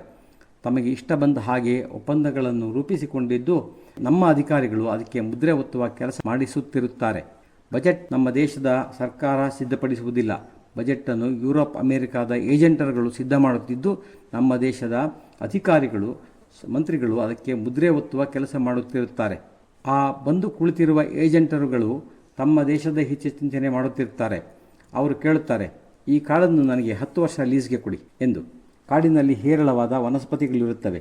ಮಹಾರಾಷ್ಟ್ರ ಮತ್ತು ಒಡಿಶಾದಲ್ಲಿ ನೋಡಿ, ಎಲ್ಲ ಕಾಡುಗಳನ್ನು ವಿದೇಶಿಯರು ಕೆಲವೆಡೆ 10, ಕೆಲವೆಡೆ 15, ಕೆಲವೆಡೆ 20 ವರ್ಷ ಲೀಸ್ಗೆ ಕೊಂಡಿದ್ದಾರೆ. ಅಷ್ಟು ವರ್ಷ ನೀವು ಕಾಡಿನಲ್ಲಿ ಹೋಗಲು ಒಂದು ಎಲೆಯನ್ನು ಕಿತ್ತಿ ತರಲು ಅನುಮತಿ ಇರುವುದಿಲ್ಲ. ವಿದೇಶಿಯರು ಈ ಎಲ್ಲ ಪದಾರ್ಥಗಳನ್ನು ದೋಚಿಕೊಂಡು ಹೋಗುತ್ತಿರುವರು. ಏಕೆಂದರೆ ಯುರೋಪ್, ಅಮೆರಿಕಗಳಲ್ಲಿ ಆ್ಯಂಟಿಬಯೋಟಿಕ್ನ ಯುಗ ಕೊನೆಯಾಗಿದೆ. ಈಗ ಅಲ್ಲಿ ಜನರಿಗೆ ವನಸ್ಪತಿ ಬೇಕು. ಆದರೆ ಅಲ್ಲಿನ ಭೂ ಜಲ ವಾತಾವರಣದಲ್ಲಿ ವನಸ್ಪತಿಗಳು ಬೆಳೆಯಲಾರವು. ಅಲ್ಲಿ ಟೊಮೆಟೊ, ಈರುಳ್ಳಿ, ಸ್ವಲ್ಪ ಮಟ್ಟಿಗೆ ಗೋಧಿ ಬೆಳೆಯುತ್ತದೆ. ಅದಕ್ಕೆ ಅವರು ದಕ್ಷಿಣ ಏಷ್ಯಾಗಳಿಂದ, ಅದರಲ್ಲೂ ಇವೆಲ್ಲವೂ ಇನ್ನೂ ಉಳಿದಿರುವ ಭಾರತದಿಂದ ಒಯ್ಯುತ್ತಿದ್ದಾರೆ. ಭಾರತದ ಜನರಿಗೂ ಆ್ಯಂಟಿಬಯೋಟಿಕ್ಕಿಗೆ ಬದಲಾಗಿ ವನಸ್ಪತಿ ಬೇಕೆಂದು ಮನವರಿಕೆಯಾದರೆ ನಾವು ಭಾರತೀಯರ ಬಳಿ ಅವುಗಳನ್ನು ಕೊಳ್ಳುವ ಶಕ್ತಿ ಇರುವುದಿಲ್ಲ. ಎಲ್ಲ ವನಸ್ಪತಿಗಳ ಬೆಲೆ ಅತಿಯಾಗಿದೆ. ಈಗ ಭಾರತೀಯರಿಗೆ ಉಳಿದಿರುವುದು ಒಂದೇ ದಾರಿ, ಗೋಮಾತೆ. ಗೋಮಾತೆ ಗೋಮೂತ್ರ, ಗೋವರ, ಹಾಲು ನೀಡಲು ಹಣ ಕೇಳುವುದಿಲ್ಲ. ಏನಿಟ್ಟರೆ ಅದು, ಹೇಗಿಟ್ಟರೆ ಹಾಗಿದ್ದು ತಾನು ಕೊಡುವುದನ್ನು ಮಾತ್ರ ಇಲ್ಲವೆನ್ನದೇ ಕೊಡುತ್ತಾಳೆ. ನಮ್ಮೆಲ್ಲರ ಪೂರ್ವಜನ್ಮ ಪುಣ್ಯದಿಂದ ಈ ಕಲಿಯುಗದ 2ನೇ ಚರಣದಲ್ಲಿಯೂ ಧನ್ವಂತರಿ ಪ್ರತ್ಯಕ್ಷವಾಗಿ ಗೋಮಾತೆಯ ಮೂತ್ರದಲ್ಲಿ, ಗೋವರದಲ್ಲಿ ಸಾಕ್ಷಾತ್ ಲಕ್ಷ್ಮಿಯೇ ಇರುವ ಈ ಭಾರತದ ಭೂಮಿ ಮೇಲೆ ಜನ್ಮ ದೊರೆತಿದೆ. ಆದರೆ ಅಂಗ್ರೇಜರು ನಮ್ಮ ದೇಶದ ಅಧಿಕಾರದಲ್ಲಿ ಇರುವ ಈ ಜನರ ಕಣ್ಣಿನ ಮೇಲೆ ಕಟ್ಟಿರುವ ಕಪ್ಪು ಪಟ್ಟಿಯನ್ನು ಬಿಡಿಸಲಾಗುತ್ತಿಲ್ಲ. ಅದು ದೊಡ್ಡ ಚಿಂತೆಯ ವಿಷಯವಾಗಿದೆ. ಸರ್ಕಾರ ಎದ್ದೇಳಲಿ ಬಿಡಲಿ, ನಾವು ಪ್ರಜೆಗಳು ಎಚ್ಚರಗೊಳ್ಳುವುದು ಅಗತ್ಯವಾಗಿದೆ. ಸಮಯ ಕಳೆದಿದೆ. ಇನ್ನು ಅರ್ಧ ಗಂಟೆ ಪ್ರಶ್ನೋತ್ತರಕ್ಕಾಗಿ ಇರಿಸಲಾಗಿದೆ. ನಾಳೆ ಕಥೆಯ ಆರಂಭವನ್ನೇ ಮಹರ್ಷಿ ವಾಗ್ಭಟರ ದಿನಚರ್ಯೆಯ 46 ಸೂತ್ರಗಳಿಂದ ಮಾಡುವೆನು. ಅವರು ಸೂತ್ರಗಳ ಕೊನೆಯಲ್ಲಿ ಹೇಳುತ್ತಾರೆ, ಈ 46 ಸೂತ್ರಗಳಲ್ಲಿ ಯಾರಾದರೂ ಕನಿಷ್ಠ 12 ಸೂತ್ರಗಳನ್ನಾದರೂ ನಿಷ್ಠೆಯಿಂದ ಪಾಲನೆ ಮಾಡಿದ್ದೇ ಆದರೆ ನಿಶ್ಚಯವಾಗಿ ಆ ವ್ಯಕ್ತಿ ಎಂದೂ ಅಸ್ವಸ್ಥನಾಗುವುದಿಲ್ಲ. ಇದು ಸಿದ್ಧ. ಇದಕ್ಕೆ ನಾನೇ ಉದಾಹರಣೆ. ನಾನೂ ಸಹ ಹೆಚ್ಚೆಂದರೆ 7-8 ಸೂತ್ರಗಳ ನಿಷ್ಠಾವಂತನಾಗಿ ಪಾಲಿಸುತ್ತಿದ್ದೇನೆ. ಆದರೂ ನನ್ನ ಆರೋಗ್ಯ ಎಂದೂ ಕೆಟ್ಟಿಲ್ಲ. ಒಂದೊಂದು ದಿನವೂ ನಾನಿರುವ ಪ್ರದೇಶ, ಆಹಾರ, ನೀರು ಬದಲಾಗುತ್ತಿರುತ್ತದೆ. ಆದರೂ ನನ್ನ ಆರೋಗ್ಯದ ಕಾರಣದಿಂದ ಭಾರತದಲ್ಲೆಲ್ಲ ನಡೆಸಲಾಗುತ್ತಿರುವ ನನ್ನ ಈ ಗೋಕಥೆಯ ಕಾರ್ಯಕ್ರಮ ಎಂದೂ ನಿಂತಿಲ್ಲ. ನಾನು ಎಂದೂ ಬಾಟಲಿಯ ನೀರು ಕುಡಿಯುವುದಿಲ್ಲ. ಹೋಟೆಲ್ನಲ್ಲಿ ಊಟ ಮಾಡುವುದಿಲ್ಲ. ಭೋಜನವು ಎಲ್ಲಿ ಇರುತ್ತೇನೋ ಅಲ್ಲಿ ಸಾಧಕ ಜನರು ಏನು ನೀಡುವರೋ ಅದನ್ನೇ ಸೇವಿಸುತ್ತೇನೆ. ಯಾವ ಪ್ರದೇಶದಲ್ಲಿ ಇರುತ್ತೇನೆಯೋ ಅಲ್ಲಿನ ಭೂಗರ್ಭ ಜಲವನ್ನು ಕುಡಿಯುತ್ತೇನೆ.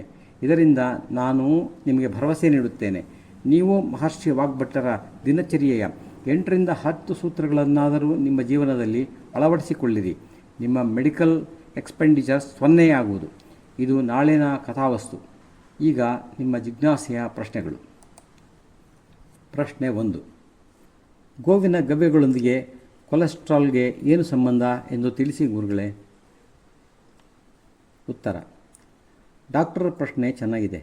ನೋಡಿ, ಭಾರತದಲ್ಲೆಲ್ಲ ತುಪ್ಪ ಕುಡಿಯುವುದಕ್ಕೆ ಹೆದರುತ್ತಾರೆ. ಡಾಕ್ಟರರು ತುಪ್ಪ ತಿಂದರೆ ಕೊಲೆಸ್ಟ್ರಾಲ್ ಹೆಚ್ಚುತ್ತದೆ, ಬ್ಲಾಕೇಜ್ ಆಗುತ್ತದೆ, ಹಾರ್ಟ್ ಅಟ್ಯಾಕ್ ಆಗುತ್ತದೆ, ದೇಹ ಸ್ಥೂಲವಾಗುತ್ತದೆ ಎಂದು ಹೆದರಿಸಿಟ್ಟಿದ್ದಾರೆ. ಇವರೆಲ್ಲರ ತಿಳುವಳಿಕೆಗೆ ಈ ವಿಷಯ ತಿಳಿಯುವುದು ಅವಶ್ಯಕ. ಹಾಲು 2 ಪ್ರಕಾರದವುಗಳಿವೆ. ಒಂದು ನಮ್ಮ ಭಾರತೀಯ ಪ್ರಜಾತಿಯ ಸ್ಥಾನೀಯ ಗೋವಂಶದ್ದು, ಇನ್ನೊಂದು ಎಮ್ಮೆಯದ್ದು. ಇತರ ಆಡು, ಒಂಟೆ ಇತ್ಯಾದಿ ಪ್ರಾಣಿಗಳ ಮತ್ತು ವಿದೇಶಿ ತಳಿಯ ಪ್ರಾಣಿಗಳದು. ನಮ್ಮ ಭಾರತೀಯ ಪ್ರಜಾತಿಯ ಸ್ಥಾನೀಯ ಗೋವಂಶದ ಹಾಲಿನಿಂದ ಹಿಂದೆ ತಿಳಿಸಲಾದ ತುಪ್ಪ ಮಾಡುವ ವಿಧಾನದಿಂದ ನಿರ್ಮಾಣಗೊಂಡ ತುಪ್ಪ, ಇದರಲ್ಲಿ ಇಂದಿನ ವಿಜ್ಞಾನಿಗಳು ಹೇಳುವಂತೆ HDL, ಹೈ ಡೆನ್ಸಿಟಿ ಲಿಪೋಪ್ರೋಟೀನ್ ಇರುತ್ತದೆ. ಇದು ಹೃದಯ, ಶ್ವಸನ ತಂತ್ರದ ರೋಗಗಳಿಗೆ ನಿವಾರಣೆಗೆ ಸಹಕಾರಿ. ಅನ್ಯ ಪ್ರಾಣಿಯ ಹಾಲಿನಿಂದ ನೀವು ಯಾವ ವಿಧಾನದಿಂದಲೇ ತುಪ್ಪ ಸಿದ್ಧಪಡಿಸಿರಿ, ಅದರಲ್ಲಿ LDL, ಲೋ ಡೆನ್ಸಿಟಿ ಲಿಪೋಪ್ರೋಟೀನ್ ಇರುತ್ತದೆ. ಅದು ಮನುಷ್ಯರಿಗೆ ಘಾತಕವಾಗಿದೆ. ನಮ್ಮ ದೇಶದಲ್ಲಿ ಕಲಿಸುತ್ತಿರುವುದೆಲ್ಲ ಯುರೋಪಿನ ಮೆಡಿಕಲ್ ಸೈನ್ಸ್ ಆಗಿದೆ. ಅಲ್ಲಿ 150 ವರ್ಷಗಳ ಹಿಂದೆ ಅಲೋಪತಿಯ ಏಳಿಗೆ ಆರಂಭಿಸಿತು. ಅಲ್ಲಿ ಇದ್ದ ಹಾಲಿನ ಮೂಲವಾದ ಜರ್ಸಿ ಹೋಲ್ಸ್ಟೀನ್ ಫ್ರೀಜಿಯನ್ನ ಪ್ರಾಣಿಗಳು. ಅದರಿಂದ ಅವರು ಸಿದ್ಧಪಡಿಸಿದ, ಉತ್ಪಾದನೆ ಮಾಡಿದ ಬಟರ್ ಆಯಿಲ್ ನೋಡಿ. ಅದು ಘೃತ ತುಪ್ಪ ಅಲ್ಲ, ಬಟರ್ ಆಯಿಲ್ಲೇ ಅದು. ಅದರಲ್ಲಿ LDL ಇರುತ್ತದೆ. ಅದನ್ನೇ ನಮ್ಮ ಮೆಡಿಕಲ್ ಸೈನ್ಸ್ನಲ್ಲಿಯೂ ಹೇಳಿಕೊಡುತ್ತಾರೆ. ಹಾಗಾಗಿ ಡಾಕ್ಟರ್ಗಳು ಅಜ್ಞಾನದಿಂದ ತುಪ್ಪ ತಿನ್ನಬೇಡಿ, ಹಾಲು ಸೇವಿಸಬೇಡಿ, ಅದರಿಂದ ಹೃದಯ ಸಂಬಂಧಿ ರೋಗ ಬರಬಹುದು ಎಂದು ಹೇಳುತ್ತಾರೆ. ಆದರೆ ಇದೀಗ ಭಾರತೀಯ ಪ್ರಜಾತಿಯ ಸ್ಥಾನೀಯ ಗೋವಂಶದ ತುಪ್ಪದಲ್ಲಿ HDL ಇದೆ. ಅದು ನಮ್ಮ ದೇಹದ ನಮ್ಮ ಹೃದಯವನ್ನು ಸುಚಾರು ರೂಪದಲ್ಲಿ ನಡೆಸಲು ಸಹಾಯಕವಾಗಿದೆ. ರಕ್ತದಲ್ಲಿ ಸೂಕ್ಷ್ಮನಾಳಗಳು ಕಟ್ಟಿಕೊಂಡಿದ್ದರೆ ಅದನ್ನು ನಿವಾರಿಸಲು ಸಹಾಯಕವಾಗಿದೆ ಎಂದು ಅವರಿಗೆ ತಿಳಿಯತೊಡಗಿದೆ. ಪ್ರಶ್ನೆ 2. ನೀರು ಬಹಳ ಗಡುಸಾಗಿರುತ್ತದೆ ಗುರುಜಿ, ಅದನ್ನು ಹೇಗೆ ಕುಡಿಯಲು ಯೋಗ್ಯವಾಗಿಸಬಹುದು? ಉತ್ತರ: ಇದೊಂದು ಉತ್ತಮ ಪ್ರಶ್ನೆ. ಅನೇಕ ಸೋದರಿಯರು ಪ್ರಶ್ನಿಸುತ್ತಿದ್ದರು, ನೀವು ಬಾಟಲಿ ನೀರು ಕುಡಿಯಬಾರದು ಎಂದು ಹೇಳುತ್ತಿದ್ದೀರಿ, ಬದಲಿ ಉಪಾಯವೇನು ಎಂದು. ಅವರು ಹೇಳುವುದು ಸರಿಯೇ. ಗಡುಸು ನೀರು ಸೇವನೆ ದೇಹದಲ್ಲಿ ಉಪದ್ರವ ಉಂಟು ಮಾಡಬಲ್ಲದು. ಆದರೆ ಅದಕ್ಕಾಗಿ ತರುವ ಯಂತ್ರವು ನೀರನ್ನು ಶುದ್ಧವಾಗಿಸದೆ ಅದರಲ್ಲಿನ ಎಲ್ಲ ಸತ್ವವನ್ನು ಹಿಂಡಿ ಹೊರಹಾಕುವುದು. RO ರಿವರ್ಸ್ ಆಸ್ಮಾಸಿಸ್, ಬಾಟಲಿನ ನೀರು ಇತ್ಯಾದಿಗಳು ಅಪಾಯಕಾರಿಯೇ ಸರಿ. ಈ ನೀರನ್ನು ಕುಡಿದರೆ ಅದರೊಂದಿಗೆ ದೇಹದಲ್ಲಿನ ಅನೇಕ ಲವಣಾಂಶಗಳು ಸೇರಿಕೊಂಡು ದೇಹದಿಂದ ಮೂತ್ರದ ಮೂಲಕ ಹೊರಕ್ಕೆ ಹೋಗುತ್ತವೆ. ಆದ್ದರಿಂದ ನಮಗೆ ಕ್ಯಾಲ್ಸಿಯಂ, ಐರನ್, ಮೆಗ್ನೀಷಿಯಂ ಇತ್ಯಾದಿ ಅಂಶಗಳ ಡೆಫಿಷಿಯನ್ಸಿ ಉಂಟಾಗುತ್ತದೆ. ಅದು ಅಪಾಯಕಾರಿ. ಬೋರ್ವೆಲ್ ನೀರು ಅಪಾಯಕಾರಿ. ಏನು ಮಾಡುವುದು? ಇದಕ್ಕೆ 2 ಸಮಾಧಾನಗಳಿವೆ. ನೀವು ಯಂತ್ರದಿಂದ ಬಂದ ನೀರಿಗೆ ಗೋವರ ಭಸ್ಮ ಬರೆಸಿರಿ. ಗೋವರ ಭಸ್ಮದಲ್ಲಿ 22 ಖನಿಜ ಲವಣಾಂಶಗಳಿವೆ. ನೀರು ತಿಳಿಯಾದ ಮೇಲೆ ಸೋಸಿ ಸೇವನೆಗೆ ಬಳಸಿರಿ. ಆಗ ದೇಹಕ್ಕೆ ಅಗತ್ಯವಾದ ಖನಿಜ ಲವಣಾಂಶಗಳು ದೊರೆಯುವುವು. ಯಂತ್ರದ ನೀರನ್ನು ಕುಡಿದ ಮೇಲೆ ಬೇಗ ಬಾಯಾರಿಕೆಯಾಗುತ್ತದೆ. ಅದೇ ಗೋವರ ಭಸ್ಮಜಲವನ್ನು ಸೇವಿಸಿದರೆ ಹಾಗಾಗುವುದಿಲ್ಲ. ಶರೀರವು ನೀರನ್ನು ಬಯಸುವುದೇ ದೇಹಕ್ಕೆ ಆ ಸೂಕ್ಷ್ಮ ಖನಿಜ ಲವಣಾಂಶಗಳ ಅಗತ್ಯವಿದ್ದಾಗ. ಅವುಗಳು ಒದಗದಿದ್ದರೆ ಮತ್ತೆ ಮತ್ತೆ ಬಾಯಾರುವುದು. ಯಾವಾಗ ಬೋರ್ವೆಲ್ ನೀರು ಸೇವನೆಗೆ ಯೋಗ್ಯವಾಗಿರುವುದೋ ಅದನ್ನು ಕುಡಿದ ಮೇಲೆ ಗಂಟೆಗಳ ಕಾಲ ನೀರಡಿಕೆಯಾಗುವುದಿಲ್ಲ. ಈ ಪ್ರಯೋಗವನ್ನು ನೀವು ನಾಳೆಯೇ ಮಾಡಿ ನೋಡಬಹುದು. ಇನ್ನೊಂದು ಸರಳ ಸಮಾಧಾನವೆಂದರೆ, ನಮ್ಮ ದೇಶದಲ್ಲಿ ಒಂದು ವನಸ್ಪತಿ ಇದೆ. ಅದರ ಹೆಸರು ಸಹಜನ್, ಸರಗವ. ಕನ್ನಡದಲ್ಲಿ ಅದನ್ನು ನುಗ್ಗೆ ಎನ್ನುತ್ತಾರೆ. ಇದೊಂದು ಅದ್ಭುತ ವನಸ್ಪತಿಯಾಗಿದೆ. ಈ ಗಿಡದ ಎಲೆಗಳನ್ನು ತೆಗೆದುಕೊಳ್ಳಿರಿ, ವರ್ಷವಿಡೀ ದೊರೆಯುವುದು. 10 ಲೀಟರ್ ನೀರಿಗೆ ನಿಮ್ಮ 1 ಮುಷ್ಟಿಗೆ ಬರುವಷ್ಟು ಎಲೆಯನ್ನು ಹಾಕಿರಿ. 20 ನಿಮಿಷ ಆ ನೀರು 99.999% ಶುದ್ಧವಾಗುವುದು. ಇದು ಭಾರತದಲ್ಲಿ ನಡೆದ ಪ್ರಯೋಗವಲ್ಲ. ಇಂದಿಗೆ ಸುಮಾರು 15 ವರ್ಷಗಳ ಹಿಂದೆ ಲಂಡನ್ ಪ್ರಯೋಗಶಾಲೆಯಲ್ಲಿ ನಡೆದದ್ದಾಗಿದೆ. ಅವರು ಈ ಭಾರತದ ವನಸ್ಪತಿ ನುಗ್ಗೆ ಸೊಪ್ಪು ಎಷ್ಟು ಅದ್ಭುತವೆಂದರೆ ನೀರನ್ನು 99.999% ಶುದ್ಧಗೊಳಿಸುವುದು, ಸೇವನೆಗೆ ಯೋಗ್ಯವಾಗಿಸುತ್ತದೆ ಎಂದು ವರದಿ ಮಾಡಿದೆ. ಹಸಿ ಸೊಪ್ಪು ಸಿಗದಿದ್ದರೆ ನುಗ್ಗೆ ಬೀಜಗಳನ್ನು ಒಣಗಿಸಿ ಸಂಗ್ರಹಿಸಿಟ್ಟುಕೊಳ್ಳಿರಿ. 10 ಲೀಟರ್ ನೀರಿಗೆ 5 ನುಗ್ಗೆ ಬೀಜಗಳನ್ನು ಕುಟ್ಟಿ ಪುಡಿ ಮಾಡಿ ಹಾಕಿರಿ. 30 ನಿಮಿಷಗಳಲ್ಲಿ ನೀರು ಸೇವನೆಗೆ ಯೋಗ್ಯವಾಗುತ್ತದೆ. ಎಲೆಯನ್ನು ಹಾಕಿರಿ. 20 ನಿಮಿಷಗಳಲ್ಲಿ ಬೀಜಗಳನ್ನು ಕುಟ್ಟಿ ಪುಡಿ ಮಾಡಿ ಹಾಕಿರಿ. 30 ನಿಮಿಷಗಳಲ್ಲಿ ನೀರು ಸೇವನೆಗೆ ಯೋಗ್ಯವಾಗುತ್ತವೆ. ಇವು 2 ಉಪಾಯಗಳಿವೆ. ನಿಮಗೆ ಯಾವುದು ಸೂಕ್ತವೋ ಅದನ್ನು ಮಾಡಿಕೊಳ್ಳಿ. ಪ್ರಶ್ನೆ: ಗೋವಿನ ಮೂತ್ರ ಮತ್ತು ಗೋವರಗಳ ಬಗ್ಗೆ ಹೇಳಿದ್ರಿ, ಆದರೆ ಗೋವತ್ಸ, ನಂದಿಯ ಮೂತ್ರ ಗೋವರಗಳ ಉಪಯೋಗವು ಏನಾದರೂ ಇದೆಯೇ? ಇದ್ದರೆ ಮಹತ್ವವನ್ನು ತಿಳಿಸಿರಿ. ಉತ್ತರ: ಗೋವತ್ಸ ಅಂದರೆ ನಂದಿಯ ಮೂತ್ರ ಗೋವರಗಳ ಉಪಯೋಗವು ಬೇಕಾದಷ್ಟಿದೆ. ಅದ್ಭುತವಾಗಿದೆ. ಅದೆಷ್ಟು ಅದ್ಭುತವಾಗಿದೆ ಎಂದರೆ ಅದನ್ನು ಹೇಳಲು ಬಹಳ ಸಮಯ ಬೇಕಾಗುತ್ತದೆ. ನಾಳೆ ಅದನ್ನು ತಿಳಿಸಬಹುದೇ? ಹಾಲು ಕೊಡದಿರಬಹುದು, ಆದರೆ ಮೂತ್ರ ಮತ್ತು ಗೋವರಗಳಿಗೆ ಪ್ರಪಂಚದಲ್ಲಿ ಬೇರೆ ಯಾವ ಹೋಲಿಕೆ ಸರಿಸಾಟಿ ಯಾವುದೂ ಇಲ್ಲ. ಇದನ್ನು ಕುರಿತು ನಾನು ನಾಳೆ ವ್ಯಾಖ್ಯಾನ ಮಾಡುತ್ತೇನೆ. ಮುಂದಿನ ಪ್ರಶ್ನೆಗೆ ಮೊದಲು ಒಂದು ಉತ್ಪಾದನೆಯನ್ನು ಕುರಿತು ಹೇಳುತ್ತೇನೆ. ಇದು ಸೌಂದರ್ಯವರ್ಧಕ. ಕಳೆದ 5 ವರ್ಷಗಳಲ್ಲಿ 15,000 ಯುವತಿಯರ ಮುಖದ ಮೇಲೆ ಮೊಡವೆಗಳ ಕಲೆಗಳಿದ್ದು ಅದರ ಮೇಲೆ ಇದರ ಉಪಯೋಗವನ್ನು ಮಾಡಿದ ದಾಖಲೆ ಇದೆ. ಮೊಡವೆ ಮತ್ತು ಕಲೆಗಳನ್ನು ನಿವಾರಿಸುವಲ್ಲಿ ಇದು ಪರಿಣಾಮಕಾರಿಯಾಗಿದೆ. ನಮ್ಮ ದೇಶದಲ್ಲಿ ಒಂದು ಕಂಪನಿಯ ಪ್ರಾಡಕ್ಟ್ ಇದೆ. ಅದರ ಹೆಸರು ಫೇರ್ ಆ್ಯಂಡ್ ಲವ್ಲಿ, ಬೆಳ್ಳಗಾಗಿಸುವ ಕ್ರೀಮ್ ಎಂದು ಪ್ರಚಾರ ಮಾಡುತ್ತಾರೆ. ಹಿಂದೆ ಈ ಸಂಸ್ಥೆಯ ಅಧಿಕಾರಿಗೆ ಒಂದು ಪತ್ರ ಬರೆದೆ. ನನ್ನ ಬಳಿಯಲ್ಲಿಯೂ ಒಂದು ಸೌಂದರ್ಯವರ್ಧಕವಿದೆ. ನಾನು ಭಾರತದ ಗ್ರಾಹಕರಿಗೆ ಇದರ ಉಪಯೋಗದಿಂದ ನಿಮ್ಮ ಮುಖದ ಮೊಡವೆ ಕಲೆಗಳು ನಿವಾರಣೆಯಾಗಿದ್ದರೆ ನಾನು ಜೀವನ ಪೂರ್ತಿ ನಿಮ್ಮ ಸೇವೆ ಮಾಡುತ್ತೇನೆ ಎಂದು ಸ್ಟ್ಯಾಂಪ್ ಪೇಪರ್ ಮೇಲೆ ಬರೆದುಕೊಡುತ್ತೇನೆ ಎಂದು ಹೇಳಿದ್ದೇನೆ. ನೀವು ಹೀಗೆ ಗ್ಯಾರಂಟಿ ನೀಡಬಲ್ಲಿರೇ ಎಂದು. ಇಂದಿನವರೆಗೂ ಆ ಫೇರ್ ಆ್ಯಂಡ್ ಲವ್ಲಿ ಕಂಪನಿಯವರು ಉತ್ತರಿಸಿಲ್ಲ. ಮೊಡವೆ ಮತ್ತು ಕಲೆಗಳಿದ್ದರೆ ಈ ಚೂರ್ಣವನ್ನು ರಾತ್ರಿ ಮಲಗುವ ಮೊದಲು ಹಾಲಿನಲ್ಲಿ ನೆನೆಸಿ ಮುಖಕ್ಕೆ ಲೇಪನ ಮಾಡಿಕೊಂಡು ಬೆಳಿಗ್ಗೆ ಎದ್ದು ಮುಖ ತೊಳೆದುಕೊಳ್ಳಬೇಕು. ಇದು ಬಳಕೆಯ ವಿಧಿ. ಒಂದು ಡಬ್ಬಿ ಚೂರ್ಣದಿಂದ 3-4 ಹೆಣ್ಣು ಮಕ್ಕಳ ಮುಖದ ಕಲೆಗಳು ನಿವಾರಣೆಯಾಗಬಲ್ಲದು. ಇದು ಪಂಚಗವ್ಯ ಸಾಬೂನಾಗಿದೆ. ಎಲ್ಲ ಚರ್ಮರೋಗಗಳು ನಿವಾರಣೆಯಾಗುವು, ಮುಖವು ಕಾಂತಿಯುಕ್ತವಾಗುವುದು. ಒಂದು ಘಟನೆ. ಒಬ್ಬ ಮಿತ್ರ, ಅವನ ಮನೆಯಲ್ಲಿ ಎಲ್ಲರೂ ಅಲೋಪತಿ ಡಾಕ್ಟರ್ಗಳೇ. ನೋಡಲು ಎಷ್ಟು ಕಪ್ಪು ಎಂದರೆ ಅವನು ಇದ್ದಲಿಯೇ ಸರಿ. ಅವರು ಒಳ್ಳೆಯ ಮಿತ್ರರು ಸಹ ನನಗೆ. ಅವರು ನನ್ನ ಮುಂದೆ ಒಂದು ಸವಾಲನ್ನಿಟ್ಟರು. ಗುರೂಜಿ, ನನ್ನ ಬಣ್ಣ ತಿಳಿಯಾದರೆ ನಾನು ಗವ್ಯಗಳಲ್ಲಿ ಅದ್ಭುತ ಶಕ್ತಿ ಇದೆ ಎಂದು ಒಪ್ಪುತ್ತೇನೆ ಎಂದರು. ಸರಿ, ನಿಮ್ಮ ಮೇಲೆ ಒಂದು ಕ್ಲಿನಿಕಲ್ ಟ್ರಯಲ್ ಮಾಡೋಣ ಎಂದು ನಮ್ಮ ಪಂಚಗವ್ಯ ಸಾಬೂನನ್ನು ಅವರಿಗೆ ನೀಡಿದೆ. ಅವರು 1 ವರ್ಷ ಕಾಲ ನಿತ್ಯ ಬಳಸಿದರು. ಪರಿಣಾಮವಾಗಿ ಅವರ ಚರ್ಮವು ತಿಳಿಯಾಗಿದೆ, ಮೊದಲಿನಂತೆ ಕಪ್ಪಾಗಿಲ್ಲ. ನನಗೂ ಆಶ್ಚರ್ಯವಾಯಿತು, ಇದೆಷ್ಟು ಅದ್ಭುತ ಎಂದು. ಇದು ಸ್ನಾನದ ಚೂರ್ಣ ಸಾಬೂನಿಗೆ ಬದಲಾಗಿ ಇದೆ. ಇದನ್ನು ಉಪಯೋಗಿಸಿ ಸ್ನಾನ ಮಾಡಿದರೆ ಸೂರ್ಯನ ವಿಕಿರಣಗಳ ದುಷ್ಪ್ರಭಾವವನ್ನು ಕಡಿಮೆ ಮಾಡುತ್ತದೆ. ಇದು ಇನ್ನೊಂದು ಉತ್ಪಾದನೆ, ನೋವು ನಿವಾರಕ ತೈಲ. ಹೆಸರೇ ಹೇಳುವಂತೆ ಇದು ಗೋವರ ರಸವನ್ನು ಹೊಂದಿದೆ. ಮೂಳೆ ಜೋಡಣೆಗಳಲ್ಲಿರುವ ನೋವಿಗೆ ಇದನ್ನು ಬೆಚ್ಚಗಾಗಿಸಿ ಲೇಪನ ಮಾಡಿದರೆ ಬಹಳ ಒಳ್ಳೆಯದು. ಆರ್ಥರೈಟಿಸ್ನ ನೋವಾದರೂ ಸಹ ಇದರ ಪ್ರಭಾವ 2-3 ದಿನಗಳು ಇರುತ್ತದೆ.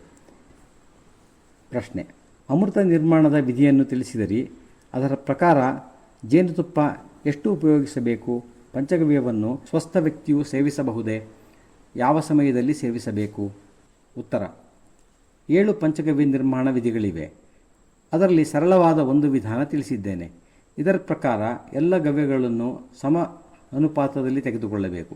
ಎಲ್ಲ ಗವ್ಯಗಳನ್ನು 1 ಚಮಚ ತೆಗೆದುಕೊಂಡಿದ್ದೇವೆ ಎಂದರೆ ಜೇನುತುಪ್ಪವನ್ನು ಸಹ 1 ಚಮಚದಷ್ಟು ತೆಗೆದುಕೊಳ್ಳಬೇಕು.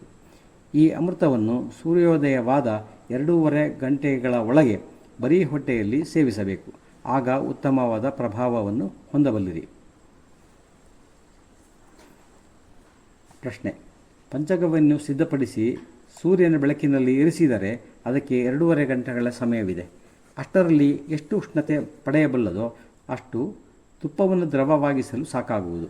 ಯಾವ ಸಂದರ್ಭದಲ್ಲಿ ಆದರೂ ಪಂಚಗವ್ಯವನ್ನು ಸೂರ್ಯ ಮುಳುಗಿದ ಮೇಲೆ ನಿರ್ಮಿಸಬೇಕಾಗಿ ಬಂದರೆ ಆಗ ಪಂಚಗವ್ಯವನ್ನು ಬೆಚ್ಚಗಾಗಿಸಲು ಕೆಂಡವನ್ನು ಬಳಸಬಹುದು. ಪ್ರಶ್ನೆ. ಈಗಿನ ಸರ್ಕಾರಗಳು ಗೋಚರ ಭೂಮಿಯನ್ನು ಮಾರಿಕೊಳ್ಳುತ್ತಿವೆ. ಅದಕ್ಕೆ ಏನು ಸಮಾಧಾನ ತಿಳಿಸಿರಿ. ಸರ್ಕಾರಗಳು ಗೋಚರ ಭೂಮಿಯನ್ನು ಮಾರಿಕೊಳ್ಳಲು ಕಾರಣ ಆಸೀನ ಅಧಿಕಾರಿಗಳಲ್ಲಿ ಗೋವನ್ನು ಕುರಿತು ಭಕ್ತಿ ಪ್ರೇಮ ಇಲ್ಲದವಾಗಿರುವುದು. ಹೀಗೆ ಮಾರಿಕೊಂಡ ಭೂಮಿಯನ್ನು ನಾವು ಮತ್ತೆ ಹಿಂದಕ್ಕೆ ಪಡೆಯಬಹುದು.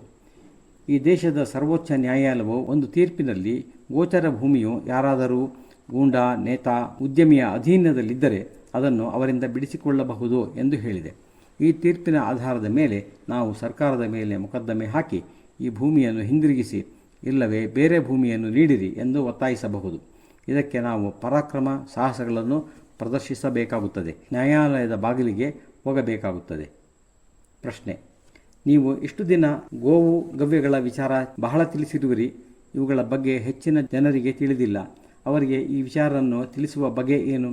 ಕೆಲವರ ಮಂದೆಯಲ್ಲಿ 50ರಿಂದ 100 ಗೋವುಗಳಿದ್ದು ದಿನವೆಲ್ಲ ಮೇಯಿಸುತ್ತಾರೆ. ಆದರೆ ದಿನಕ್ಕೆ 50 ಲೀಟರ್ ಹಾಲು ದೊರೆಯುವುದಿಲ್ಲ. ಅವರಿಗೆ ಆದಾಯವಾಗುವುದಾದರೂ ಹೇಗೆ? ಉತ್ತರ. ಇದು ಎಂತಹ ವಿಷಯವೆಂದರೆ ತತ್ಕಾಲ ಸಮಾಧಾನ ದೊರೆಯುವುದು ಸಾಧ್ಯವಿಲ್ಲ. ಈ ದಿನದ ಈ ಕಾರ್ಯಕ್ರಮದಿಂದ ಸ್ಥಾನೀಯ ಗೋಪಾಲಕರುಗಳಿಗೆ ಗೋವು ಮತ್ತು ಗವ್ಯಗಳ ಮಹತ್ವವು ತಿಳಿದು ಬಂದಿದೆ. ಹೀಗೆಯೇ ಬೇರೆ ಬೇರೆ ಅನೇಕ ಪಟ್ಟಣ ಗ್ರಾಮಗಳಲ್ಲಿಯೂ ಇಂತಹ ಕಾರ್ಯಕ್ರಮಗಳ ಆಯೋಜನೆ ಮಾಡಿದರೆ, ಸಣ್ಣ ಪ್ರಮಾಣದಲ್ಲಿಯೇ ಆದರೂ ಮಾಡಿದರೆ ಜನರಲ್ಲಿ ತಿಳುವಳಿಕೆ ಮೂಡುತ್ತದೆ. ನಮ್ಮ ದೂರದ ಗುರಿ ದೇಶದ ಪ್ರತಿಯೊಂದು ಜಿಲ್ಲೆಯಲ್ಲಿಯೂ ಪಂಚಗವ್ಯ ವಿದ್ಯಾಪೀಠದ ವಿಸ್ತಾರ ಕೇಂದ್ರಗಳನ್ನು ಸ್ಥಾಪಿಸಿ ಪ್ರತಿ ಗ್ರಾಮಕ್ಕೂ ಗವ್ಯಸಿದ್ಧರುಗಳನ್ನು ಪರಿಚಯಿಸಬೇಕು ಎಂದಾಗಿದೆ. ಇದು ಹೇಗೆ ಸಾಕಾರವಾಗುತ್ತಾ ಹೋಗುವುದೋ ಹಾಗೆ ಜನರಲ್ಲಿ ಹೆಚ್ಚು ಹೆಚ್ಚು ತಿಳುವಳಿಕೆ ತುಂಬಿ ಕಾರ್ಯವು ಹೆಚ್ಚುತ್ತದೆ. ನಮ್ಮ ಆಲೋಚನೆ ದೇಶದಲ್ಲಿ ಹಾಲಿನ ಸಂಗ್ರಹ ಹೇಗೆ ನಡೆಯುತ್ತದೆಯೋ ಹಾಗೆ ಗೋಮೂತ್ರದ ಸಂಗ್ರಹಕ್ಕೂ ಮಹತ್ವವು ಬರಬೇಕು ಎಂದು ಆಗಿದೆ. ಆಗ ದೊಡ್ಡ ಪ್ರಮಾಣದಲ್ಲಿ ಔಷಧ ನಿರ್ಮಾಣ ಮಾಡಿ ಅದನ್ನು ಅಂತಾರಾಷ್ಟ್ರೀಯ ಮಾರುಕಟ್ಟೆಗೆ ತಲುಪಿಸುವ ಸಾಧ್ಯತೆಯನ್ನೂ ಕಾಣಬಹುದು. ಆಗ ಗೋಪಾಲಕರ ಆರ್ಥಿಕ ಸಮಸ್ಯೆಗೆ ಸಮಾಧಾನವು ದೊರೆಯುವುದು. ಇಂದಲ್ಲ ನಾಳೆ ದೇಶದ ದೊಡ್ಡ ಉದ್ಯಮಿಗಳು ಈ ಕ್ಷೇತ್ರದಲ್ಲಿ ತಮ್ಮ ಸಹಯೋಗವನ್ನು ನೀಡಬಹುದು ಎಂದು ನಮ್ಮ ಅನಿಸಿಕೆ. ಇದೆಲ್ಲವೂ ಕಾಲಕ್ರಮೇಣ ಸಾಧ್ಯವಾಗುವುದು. ಆಗ ಎಲ್ಲೆಲ್ಲಿಯೂ ಸುಧಾರಣೆಯಾಗುವುದು. ಪ್ರಶ್ನೆ: ಗುರುದೇವ್, ನೀವು ಕಣ್ಣಿನ ಉಪಚಾರವನ್ನು ಕುರಿತು ಹೇಳುವಾಗ ಒಂದು ನಿರ್ದಿಷ್ಟ ದಿನದ ಗೋಮೂತ್ರವು ಕಣ್ಣಿನ ಔಷಧವಾಗುವುದು ಎಂದು ಹೇಳಿದಿರಿ. ಅದು ಯಾವ ದಿನದ್ದೆಂದು ತಿಳಿಸಿರಿ. ಉತ್ತರ: ಈ ಚಿತ್ರವನ್ನು ನೋಡಿರಿ. ಇದು ಗೋವಿನ ವೈದಿಕ ಚಿತ್ರ. ಗೋವಿನಲ್ಲಿ 33 ದೇವತೆಗಳನ್ನು ಅವರವರ ಸ್ಥಾನದಲ್ಲಿ ಚಿತ್ರಿಸಿದ್ದಾರೆ. ಇದು ನಾವು ಆಧುನಿಕ ಚಿಂತನೆಯೊಂದಿಗೆ ಗೋವಿನಲ್ಲಿ 33 ದೇವತೆಗಳು ಅವರವರನ್ನು ಪ್ರತಿನಿಧಿಸುವ ಪದಾರ್ಥಗಳ ಆಣ್ವಿಕ ರೂಪದಲ್ಲಿ ಅವೇ ಸ್ಥಾನದಲ್ಲಿ ಚಿತ್ರಿಸಿದ್ದೇವೆ. ಗೋವಿನ ವೈದಿಕ ಚಿತ್ರದಲ್ಲಿ ಗೋವಿನ ಎಡಗಣ್ಣಿನಲ್ಲಿ ಚಂದ್ರನ ಚಿತ್ರವಿದೆ. ಗೋವಿನ ಎಡಗಣ್ಣು ಚಂದ್ರನನ್ನು ಪ್ರತಿನಿಧಿಸುತ್ತದೆ. ಅಂದರೆ ಚಂದ್ರನ ಗುಣಧರ್ಮಗಳನ್ನು ಗೋವಿನ ಎಡಗಣ್ಣು ಹೊಂದಿರುತ್ತದೆ. ಯಾವಾಗ ಚಂದ್ರನು ಭೂಮಿಗೆ ಅತ್ಯಂತ ಸಮೀಪವಾಗುವನೋ ಆಗ ಚಂದ್ರನಿಂದ ಪ್ರತಿಫಲಿತ ಪ್ರಭಾವವು ಅತ್ಯಧಿಕವಾಗುತ್ತದೆ. ಆ ದಿನ ರಾತ್ರಿ ಗೋವು ಚಂದ್ರನನ್ನು ತನ್ನಲ್ಲಿ ಸಂಗ್ರಹಿಸಿಕೊಳ್ಳುವಳು. ಚಂದ್ರನು ಕಣ್ಣಿಗೆ ಒಳ್ಳೆಯ ಔಷಧಿ. ನನಗೆ ಒಂದು ವೇದದ ಮಂತ್ರವು ದೊರೆತು ಅದನ್ನು ನಾನು ಅಭಿವೃದ್ಧಿಪಡಿಸಿರುವೆ. ಕಣ್ಣಿನ ಯಾವುದೇ ವಿಕಾರಕ್ಕೆ ಕಣ್ಣಿನಲ್ಲಿ ಚಂದ್ರನನ್ನು ಇಳಿಸಿಕೊಳ್ಳಿರಿ, ಇದು ಸೂತ್ರ. ಅನೇಕ ವರ್ಷಗಳೇ ಕಳೆದವು. ಕಣ್ಣಿನಲ್ಲಿ ಚಂದ್ರನನ್ನು ಇಳಿಸಿಕೊಳ್ಳಿರಿ ಎನ್ನುವುದಕ್ಕೆ ಅರ್ಥವೇನಿರಬಹುದು ಎಂದು ಚಿಂತಿಸುತ್ತಾ ಹೇಗೆ ಹೇಗೆ ಹೇಗೆ ಎಂದು ಈ ಚಿತ್ರವನ್ನು ನೋಡುತ್ತಾ ಒಂದು ಅನಿಸಿಕೆ: ಚಂದ್ರನ ಗುಣಧರ್ಮಗಳು ಗೋವಿನ ಎಡಗಣ್ಣಿನಲ್ಲಿದ್ದರೆ ಒಮ್ಮೆ ಪ್ರಯೋಗ ಮಾಡಿಯೇ ಬಿಡೋಣ ಎಂಬ ಮನಸ್ಸಿನಿಂದ ಚಂದ್ರನ ಉಪಸ್ಥಿತಿ ಇರುವ ಆ ಎಡಗಣ್ಣಿನಲ್ಲಿ ದೃಷ್ಟಿ ಇಟ್ಟು ನೋಡುವ ಕಾರ್ಯವನ್ನು ಅನೇಕ ಕಣ್ಣಿನ ಚಿಕಿತ್ಸಾರ್ಥಿಗಳಿಂದ ಮಾಡಿಸಿದೆನು. ಗೊತ್ತೇ ಪರಿಣಾಮ ಏನಾಯಿತೆಂದು? ಕಣ್ಣಿನ ಸಮಸ್ಯೆ ನಿವಾರಣೆಯಾಯಿತು.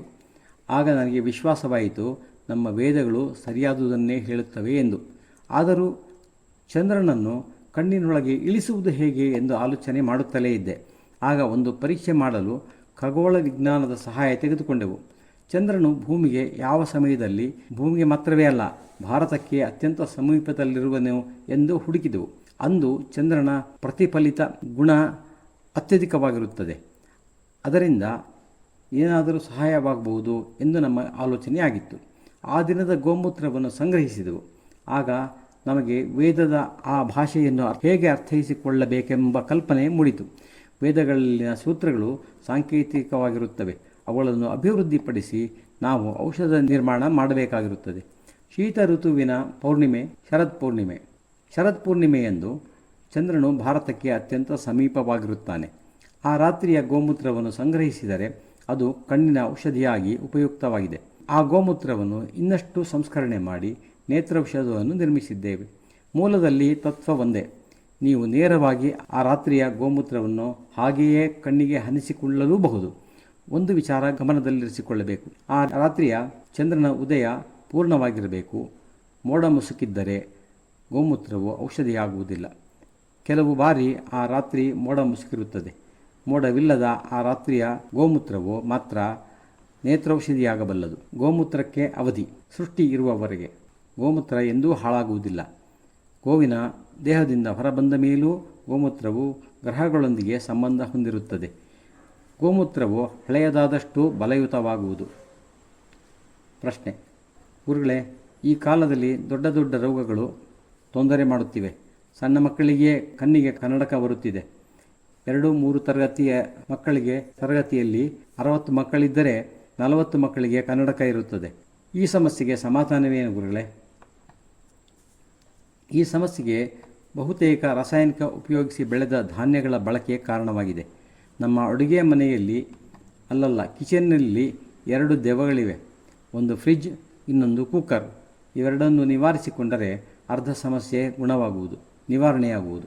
ಇನ್ನೂ ಅರ್ಧ ಸಮಸ್ಯೆ ರಾಸಾಯನಿಕ ಉಪಯೋಗಿಸಿ ಬೆಳೆದ ಧಾನ್ಯಗಳ ಬಳಕೆಯಾಗಿದೆ.